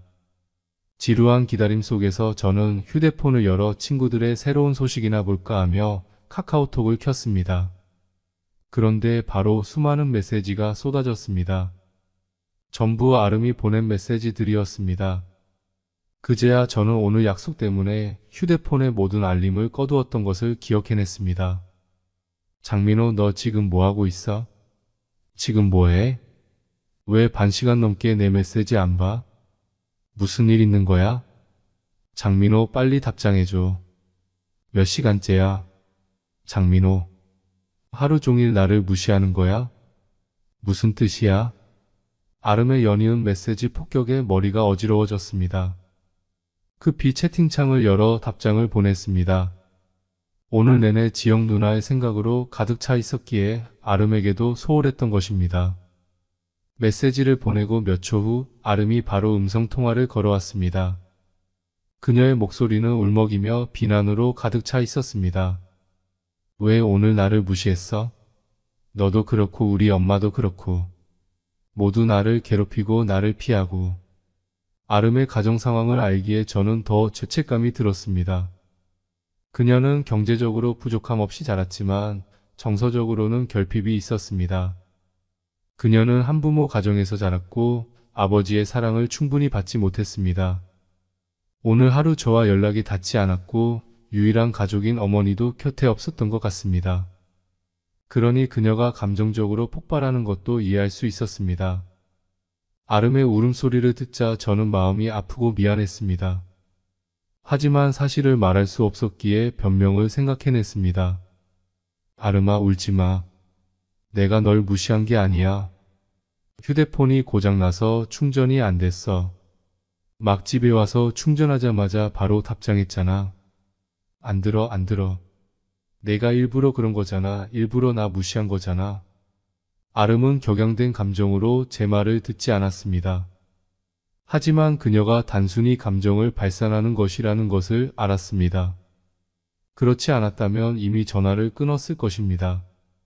제가 잘못한 것을 알고 있었기에 그녀의 감정이 조금 가라앉을 때까지 기다리며 어떻게 달래야 할지 고민했습니다. 그러던 중 다른 여성의 목소리가 들렸습니다. 아름, 무슨 일이야? 너 우는 소리 들린 것 같은데. 아니야, 엄마, 그냥 영화가 너무 감동적이어서 그래. 걱정하지 마세요. 그래? 알겠어. 내일 수업 있는데 늦게까지 보지 말고 빨리 자. 대화 내용을 통해 아름의 어머니라는 것을 확신할 수 있었습니다. 목소리가 문을 사이에 두고 들렸기 때문에 또렷하지 않았지만 어딘가 익숙한 느낌이었습니다. 그 후 저는 아름을 달래기 위해 20분 동안 애쓰고 설득하여 겨우 그녀를 잠재웠습니다. 음성통화를 끊고 나서 바로 지영 누나와의 채팅창을 열었습니다. 예상대로 지영 누나에게서 2개의 메시지가 와 있었습니다. 첫 번째 메시지는 미안해요. 오래 기다렸죠? 였고 그로부터 15분 후에는 이미 잠들었나요? 저도 이제 자려고요. 잘 자요. 라는 메시지가 왔습니다. 이 메시지는 20분 전에 보내진 것이었고 지영 누나는 이미 잠들었을 수도 있었지만 시도해보기로 했습니다. 잠들지 않았어요. 방금 샤워했어요. 잠드셨나요? 라고 메시지를 보냈습니다. 놀랍게도 곧바로 지영 누나에게서 답장이 왔습니다. 막 누워서 자려던 참이었어요. 휴대폰 소리가 나서 확인했어요. 그녀가 이렇게 늦은 시간에도 메시지를 확인하고 답장을 해주는 것을 보니 오늘의 사건에 대해 화가 나지 않았음을 알 수 있었습니다. 이 점이 마음을 놓이게 했습니다. 그래서 용기를 내어 다음번 만남을 제안했습니다. 지영 누나는 즉시 거절하지 않고 언제 시간이 있을지 확신할 수 없어요. 라고 말했는데 이는 저에게 좋은 소식이었습니다. 그날 밤 우리는 새벽까지 이야기를 나누었고 그녀가 피곤해질 때까지 채팅을 이어갔습니다. 그녀에게 제가 어떤 존재인지는 모르겠지만 그녀를 실제로 만난 후 저는 완전히 빠져들었습니다.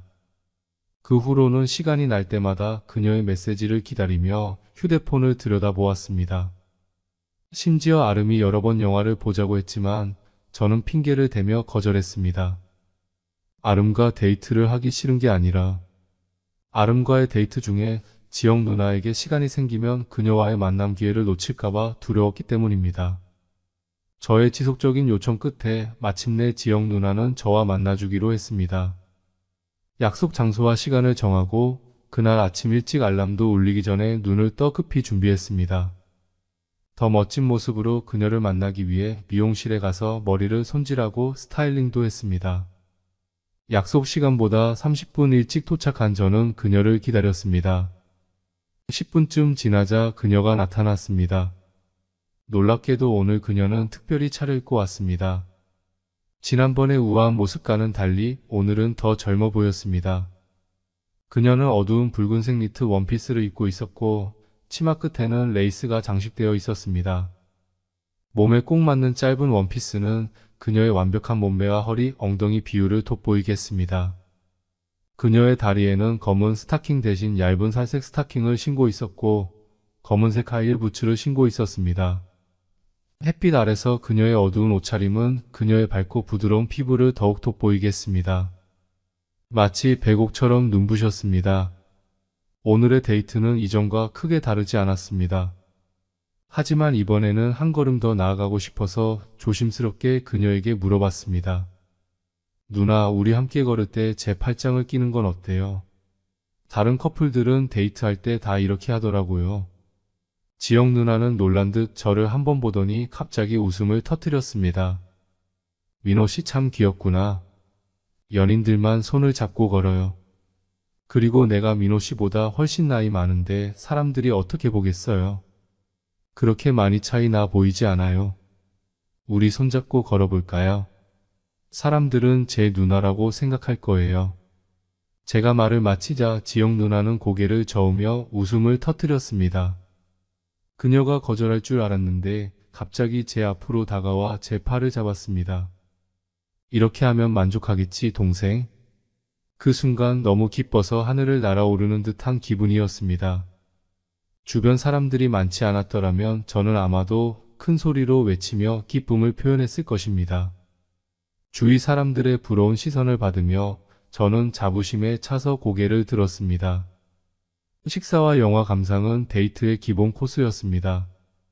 이번에는 일반 영화관에서 상영 중인 로맨스 영화를 선택했습니다. 저는 영화의 줄거리에 전혀 집중하지 못했고 지영 누나가 영화에 몰입해 있을 때 조금씩 그녀의 손에 손을 뻗었습니다. 처음에는 살짝 터치하는 정도였지만 지영 누나가 아무런 반응을 보이지 않자 용기를 내어 그녀의 손을 꽉 잡았습니다. 지영 누나의 손은 부드럽고 매끄러웠으며 마치 뼈가 없는 것처럼 느껴졌습니다. 심지어 제 여자친구 아름의 손보다도 더 부드럽고 매끈하게 느껴졌습니다.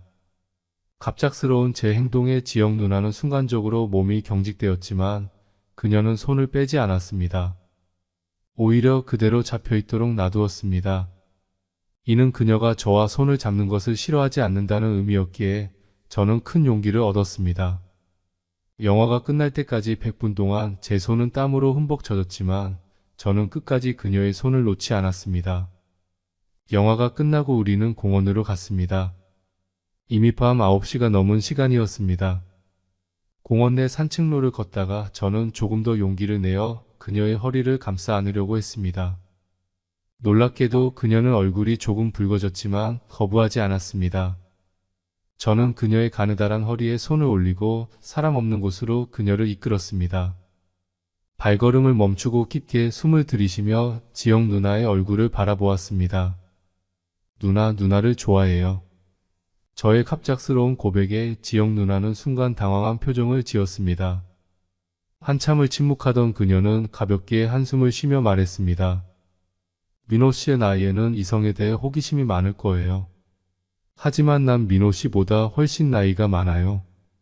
우리 이렇게 하는 건 옳지 않아요.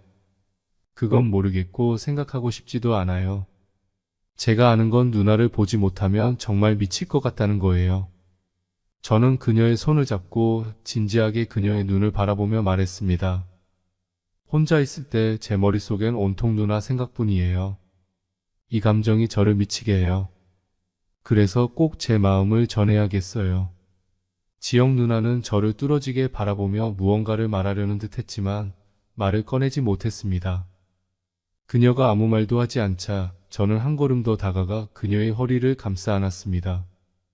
누나 정말 많이 좋아해요. 그녀는 여전히 아무 말도 하지 않았지만 저를 밀쳐내지도 않았습니다. 이 순간이 기회라고 생각한 저는 고개를 숙여 그녀를 키스하려 했습니다. 하지만 그 순간 그녀는 갑자기 손을 들어 제 입을 막았습니다. 장민호, 이러면 안 돼. 제발 멈춰줘. 그렇지 않으면 나 정말 화낼 거야. 사실 그녀가 진정으로 저를 거부하는 것은 아니라고 느꼈습니다. 다만 어떤 이유로 인해 한 걸음을 내딛지 못하는 것 같았습니다. 그 순간 제 머릿속에는 오로지 그녀를 어떻게 얻을 수 있을지에 대한 생각만 가득했습니다. 처음에는 그녀의 목소리가 비교적 차분했지만 제가 그녀를 더욱 강하게 끌어안자 그녀의 목소리는 점점 떨리기 시작했습니다. 그녀가 말을 잇지 못하는 순간을 틈타 저는 그녀에게 얼굴을 가까이 가져가 키스를 했습니다. 부드러운 촉감과 달콤한 맛, 그리고 그녀가 내 품에 안겨있는 느낌에 완전히 빠져들었습니다. 나는 계속해서 그녀의 입술을 탐닉했고 그녀도 마침내 저항을 포기한 듯 했습니다. 심지어 그녀는 평범한 키스를 더 깊은 프렌치 키스로 이끌며 저를 더욱 흥분하게 했습니다. 지영 누나의 지도 아래 저는 키스에 익숙해지기 시작했고 어떻게 그녀와 상호작용해야 하는지 점차 알게 되었습니다. 그녀와의 열정적인 키스에 몰두하고 있던 순간 지영 누나는 갑자기 머리를 뒤로 젖히며 긴장된 팔로 내 목을 감쌌습니다. 그녀는 고개를 돌려 내 어깨에 머리를 기대고 한참 동안 숨을 고른 후 살짝 입술을 깨물며 붉어진 얼굴로 제 귀에 속삭였습니다. 여기 말고 다른 곳에서는 괜찮아. 그녀의 목소리에는 부끄러움과 설렘이 가득 담겨 있었고 그 말을 듣는 순간 저는 얼굴이 화끈거렸습니다. 그녀가 갑자기 마음을 바꿀까봐 걱정되었습니다. 저는 급히 주변의 모텔을 찾아 방을 예약했습니다. 하지만 막상 방에 도착하니 갑자기 두려움이 밀려왔습니다. 아까는 분위기에 휩쓸려 용기를 냈지만 지금은 어떻게 해야 할지 몰랐습니다. 지영 누나는 침대 가장자리에 앉아 있었고 저는 방 한가운데에서 어쩔 줄 몰라 하며 발을 동동 굴렀습니다. 그때 지영 누나가 고개를 숙인 채로 말을 꺼냈습니다. 내가 나를 이렇게 좋아해줘서 정말 고마워. 하지만 내 나이는 너의 이모뻘이야. 우리는 불가능해. 이 말을 듣자 저는 당황하며 무언가를 말하려 했지만 지영 누나는 손을 들어 저를 막았습니다. 잠깐만 내가 말할게. 이건 내가 마음을 바꿨다는 게 아니야. 오늘 내가 원하는 건 무엇이든지 다 들어줄게. 하지만 내가 현실을 명확하게 인식했으면 좋겠어. 지영 누나는 잠시 말을 멈추고 갑자기 일어섰습니다. 그리고 내가 정말 준비가 되었는지 내 인생의 첫 경험을 나 같은 나이 많은 여자에게 주고 싶은지 확신할 수 있어? 저는 그녀의 말이 끝나기도 전에 다급하게 대답했습니다. 누나는 늙지 않았어요. 누나처럼 예쁜 여자 없어요. 저는 누나 사랑해요. 제가 말을 마친 순간 지영 누나는 천천히 다가오면서 그녀의 옷 지퍼를 내리기 시작했습니다. 그녀의 드레스가 바닥으로 흘러내리자 검은색 레이스 속옷이 드러났습니다. 그녀는 한 걸음 한 걸음 유혹적인 걸음걸이로 저에게 다가왔습니다. 그녀의 모든 부분이 마치 신이 정교하게 조각한 예술 작품처럼 완벽했습니다. 과거의 지영 누나는 저에게 우아하고 품위 있는 이미지로 다가왔습니다.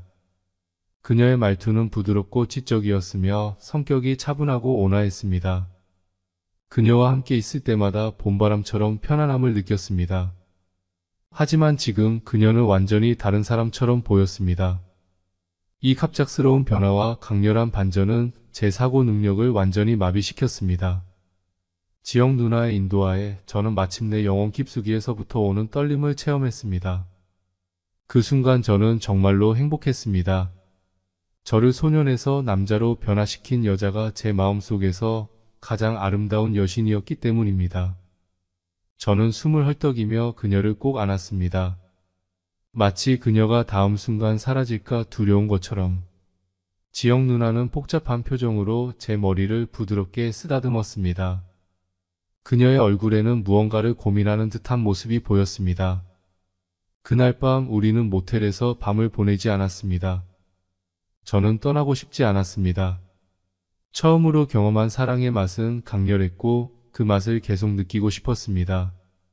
하지만 지영 누나는 집에 가야 한다고 했고 그녀는 저에게 집까지 바래다 주지 말라고 했습니다. 아쉬움 속에서 그녀를 택시에 태워보내고 집에 돌아왔지만 저는 너무 흥분해서 잠을 이룰 수 없었습니다. 휴대폰을 들고 그녀에게 여러 차례 메시지를 보냈지만 그녀는 답장이 없었습니다. 그때 저는 마음속으로 결심을 했습니다. 내일 아름과 헤어지고 지영 누나에게 청혼하겠다고. 그녀를 내 여자로 만들겠다고. 아주 유치한 생각일 수 있지만 그때 제 마음은 진심으로 그렇게 생각했습니다. 그 마음은 매우 강렬했습니다. 다음날 아침 저는 설레는 마음으로 휴대폰을 확인했습니다. 지영 누나에게서 온 메시지가 하나 있었습니다. 하지만 내용을 읽고 나서 마치 하늘이 무너지는 듯한 충격을 받았습니다. 그 충격에 휴대폰을 떨어뜨렸지만 전혀 알아차리지 못했습니다. 어제 일은 한낱 꿈이라고 생각해요. 민호 씨에게 그 꿈이 아름다운 꿈이었기를 바래요. 하지만 결국 꿈에서 깨어나야 해요. 오늘부터 민호 씨를 다시는 만나지 않을 거고 연락도 하지 않을 거예요. 나를 잊어요. 민호 씨의 미래에는 더 멋진 인생이 기다리고 있어요. 저는 급히 휴대폰을 주워 그녀에게 메시지를 보냈지만 시스템은 제가 차단되었다고 알려주었습니다. 포기하지 않고 연락처를 열어 전화를 걸었지만 응답은 없었습니다. 지영 누나가 제 전화도 차단한 것이 분명했습니다. 그 순간 제 세계는 무너진 것 같았습니다. 앱 속에서 그녀의 프로필 사진마저 바뀐 것을 보고 저는 깊은 절망에 빠졌습니다. 가슴이 찢어지는 듯한 고통이 밀려왔습니다. 제 눈에 비친 세상은 이제 더 이상 빛을 잃었고 마치 종말의 고독과 생기 없는 풍경만 남았습니다. 그 후 몇 날 며칠 동안 저는 마치 살아있는 시체처럼 아무런 의욕도 없이 지냈습니다. 제가 더 이상 지영 누나를 볼 수 없다고 생각했을 때 우연히 거리에서 그녀가 다른 사람과 함께 걷고 있는 모습을 보았습니다. 미친 듯이 달려가서 왜 나에게 이런 일을 했는지 물어보고 싶었습니다. 하지만 가까이 다가가자 놀랍게도 그녀의 옆에 있는 사람은 제 여자친구 아름이었습니다. 장민호, 너 여기서 뭐해? 아름은 놀란 표정으로 저를 바라보다가 제 손을 잡고 걱정스럽게 물었습니다. 너 무슨 일 있어? 전화도 안 받고 친구들이 너 요즘 생기 없이 지낸다고 하더라. 아, 그냥 집에 일이 좀 있어서 요즘 기분이 안 좋아서 연락 못했어. 저는 말하면서 자연스럽게 지영 누나를 한번 쳐다봤습니다. 그리고 아름에게 물었습니다. 여기 계신 분은 누구셔? 소개할게, 우리 엄마야. 아름은 작게 덧붙였습니다. 그리고 우리 사귀는 거 엄마도 알고 있어. 반대하지 않으셔. 아름의 말을 듣고 저는 완전히 얼어붙었습니다. 제가 생각하는 여신이자 저를 남자로 만들어준 여자가 바로 제 여자친구의 어머니라니 이보다 더 충격적인 일이 있을까요? 눈앞에 있는 이 두 여자를 바라보며 저는 말문이 막히고 마음속에 이루 말할 수 없는 괴로움이 가득했습니다. 어떻게 집에 돌아왔는지도 기억나지 않을 정도로 멍하게 인사를 나눈 후 저는 집으로 돌아왔습니다. 얼마 지나지 않아 지영 누나에게서 전화가 걸려왔습니다. 그녀는 저에게 밖에서 만나자고 했습니다. 지영 누나의 이야기를 듣고 나서야 저는 상황의 전말을 이해하게 되었습니다. 지영 누나는 남편이 아름이 2살 때 사고로 돌아가고 홀로 아름이를 키웠습니다. 남편이 남겨놓은 재산이 꽤나 많아서 먹고 사는 데는 지장이 없었습니다. 예쁜 지영 누나를 주변 남자들이 많이 들이대고 했죠. 하지만 지영 누나는 아름이가 완강히 반대하는 바람에 새로운 남자친구를 사귀지도 못하고 10몇 년을 살아왔던 것이었습니다. 지영 누나는 20대 초반에 결혼해서 아름이를 낳고 얼마 안 돼서 남편이 돌아갔기에 그녀도 남자의 사랑이 필요했다고 합니다. 이제 막 성인이 된 딸이 연애할 나이가 돼서 본인도 이제 인생 동반자를 찾으려 마음을 먹었다고 합니다. 그리고 저와의 만남은 처음에는 단순히 딸이 연애를 한다는 사실을 알게 되어 젊은 사람들과 접촉하며 딸의 생각을 이해하려고 했다고 합니다. 젊은 세대가 무엇을 고민하는지, 어떤 점에서 걱정하는지를 알기 위해 나와 만났던 것입니다. 그러나 시간이 지나면서 지영 누나는 자신도 모르게 나에게 호감을 갖게 되었고 결국 우리는 관계를 맺게 되었습니다. 그날 지영 누나가 저에게 연락을 하지 않은 이유는 그녀가 집에 돌아갔을 때 아름이 그녀에게 자신의 연애 사실을 고백했기 때문이었습니다.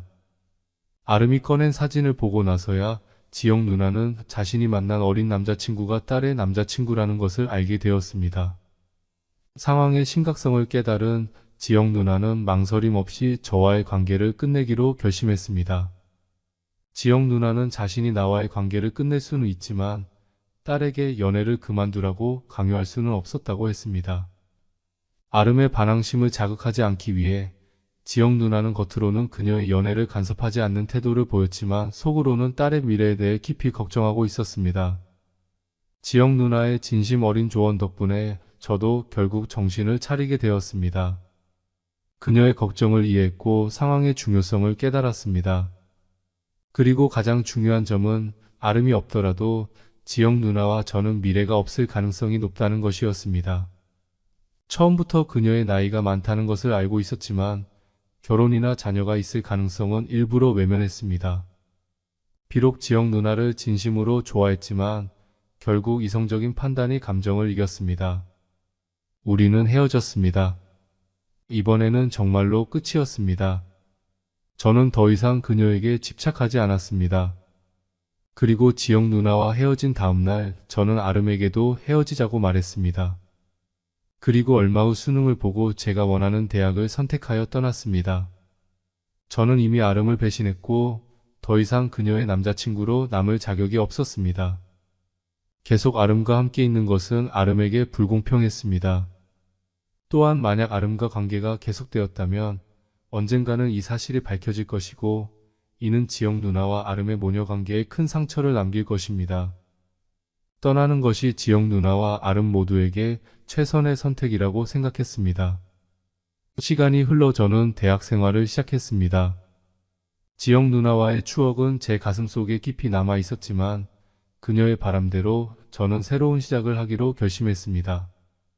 대학에서 새로운 친구들을 사귀고 학업에 매진하며 바쁜 일상을 보냈습니다.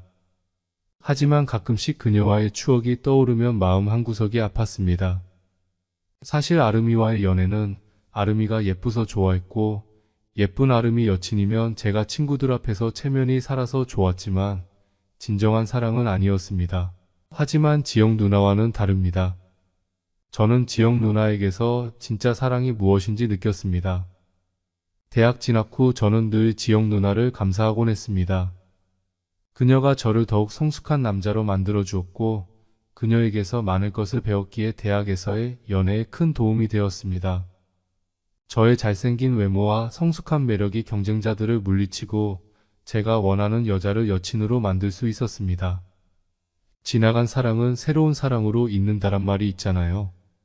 대학교 졸업 후 저는 서울에 있는 대기업에 취업하게 되었습니다. 바쁜 직장 생활 속에서도 지영 누나와의 추억은 잊혀지지 않았습니다. 어느 날 퇴근 후 집으로 돌아가는 길에 길거리에서 우연히 아름을 마주치게 되었습니다. 그녀는 여전히 활발하고 밝은 모습이었지만 제 앞에서는 어딘가 모르게 어색한 표정을 지었습니다. 민호야, 정말 오랜만이야. 아름은 부드럽게 말했습니다. 아름아, 정말 오랜만이다. 잘 지냈어? 저는 그녀에게 다가가며 물었습니다. 응, 잘 지냈어. 넌 어떻게 지냈어? 그녀는 제 눈을 바라보며 물었습니다. 우리는 잠시 이야기를 나누며 서로의 근황을 물었습니다. 아름은 여전히 서울에서 박사과정을 공부하고 있었고 저는 바쁜 직장 생활을 하고 있었습니다. 아름은 제게 지영 누나에 대한 이야기를 꺼내지 않았지만 그녀의 눈빛에서 무언가를 알고 있다는 느낌을 받았습니다. 그 후로도 가끔씩 우리는 연락을 주고받으며 서로의 안부를 확인했습니다. 비록 우리 사이에 많은 것이 변했지만 아름은 여전히 제게 특별한 존재로 남아 있었습니다. 시간이 흘러 저는 회사에서 승진하게 되었고 더 많은 책임을 맡게 되었습니다. 바쁜 일상 속에서도 가끔씩 지영 누나와의 추억이 떠오르면 마음 한구석이 아팠습니다. 하지만 저는 그녀가 제게 가르쳐준 사랑과 희생을 잊지 않았습니다.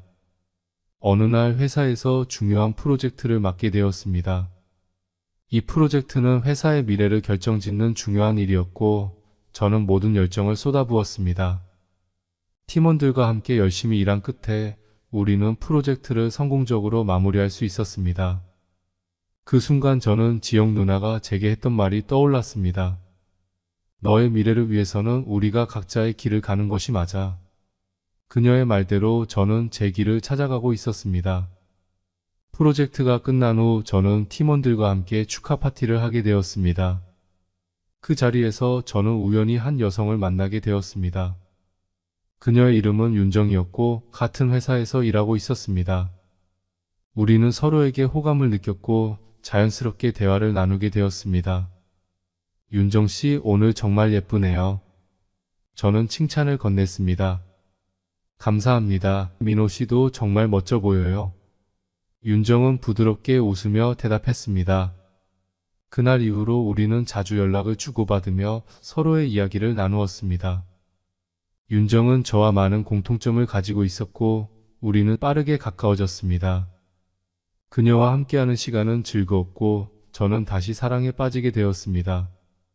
어느 날 윤정과 함께 저녁을 먹으며 이야기를 나누던 중 저는 그녀에게 정식으로 고백을 하기로 결심했습니다. 윤정 씨, 제가 요즘 당신과 함께 있는 시간이 정말 행복해요. 우리 정식으로 사귀어 보는 게 어때요? 윤정은 잠시 놀란 표정을 지었지만 곧 부드러운 미소를 지으며 대답했습니다. 저도 민호 씨와 함께 있는 시간이 정말 즐거워요. 우리 사귀어 봐요. 그렇게 해서 우리는 연인이 되었습니다. 윤정과 함께하는 시간은 제게 큰 행복을 주었고 그녀와의 관계는 점점 더 깊어졌습니다. 우리는 서로를 아끼고 사랑하며 함께 미래를 꿈꾸게 되었습니다. 시간이 흘러 저는 윤정에게 프로포즈를 하기로 결심했습니다. 특별한 날을 기념하기 위해 우리는 함께 여행을 떠나기로 했습니다. 여행지에서 아름다운 일몰을 보며 저는 윤정에게 반지를 건넸습니다. 윤정아, 나와 결혼해 줄래? 윤정은 눈물을 흘리며 고개를 끄덕였습니다. 청혼해줘서 고마워. 나도 당신과 함께하고 싶어. 우리는 그렇게 결혼 준비를 시작했습니다. 우리의 결혼식은 많은 사람들의 축복 속에서 이루어졌습니다. 이렇게 해서 저는 제 인생의 새로운 장을 열게 되었습니다. 윤정과 함께하는 삶은 제게 큰 기쁨을 주었고 우리는 서로를 아끼며 행복하게 살고 있습니다. 지영 누나와의 추억은 여전히 제 마음속에 남아있지만 이제는 새로운 사람과 함께 더 나은 미래를 꿈꾸고 있습니다. 끝까지 들어주신 분께 비밀 하나 알려드리겠습니다. 윤정이는 지영 누나의 모습과 매우 닮았습니다. 심지어 성격도 목소리도 비슷합니다. 물론 저는 아내를 사랑합니다. 오해 마시길 바랍니다. 저의 이야기 들어주셔서 감사합니다. 오늘의 사연은 여기까지입니다. 재미있게 보셨다면 구독, 좋아요, 공유 부탁드립니다. 감사합니다.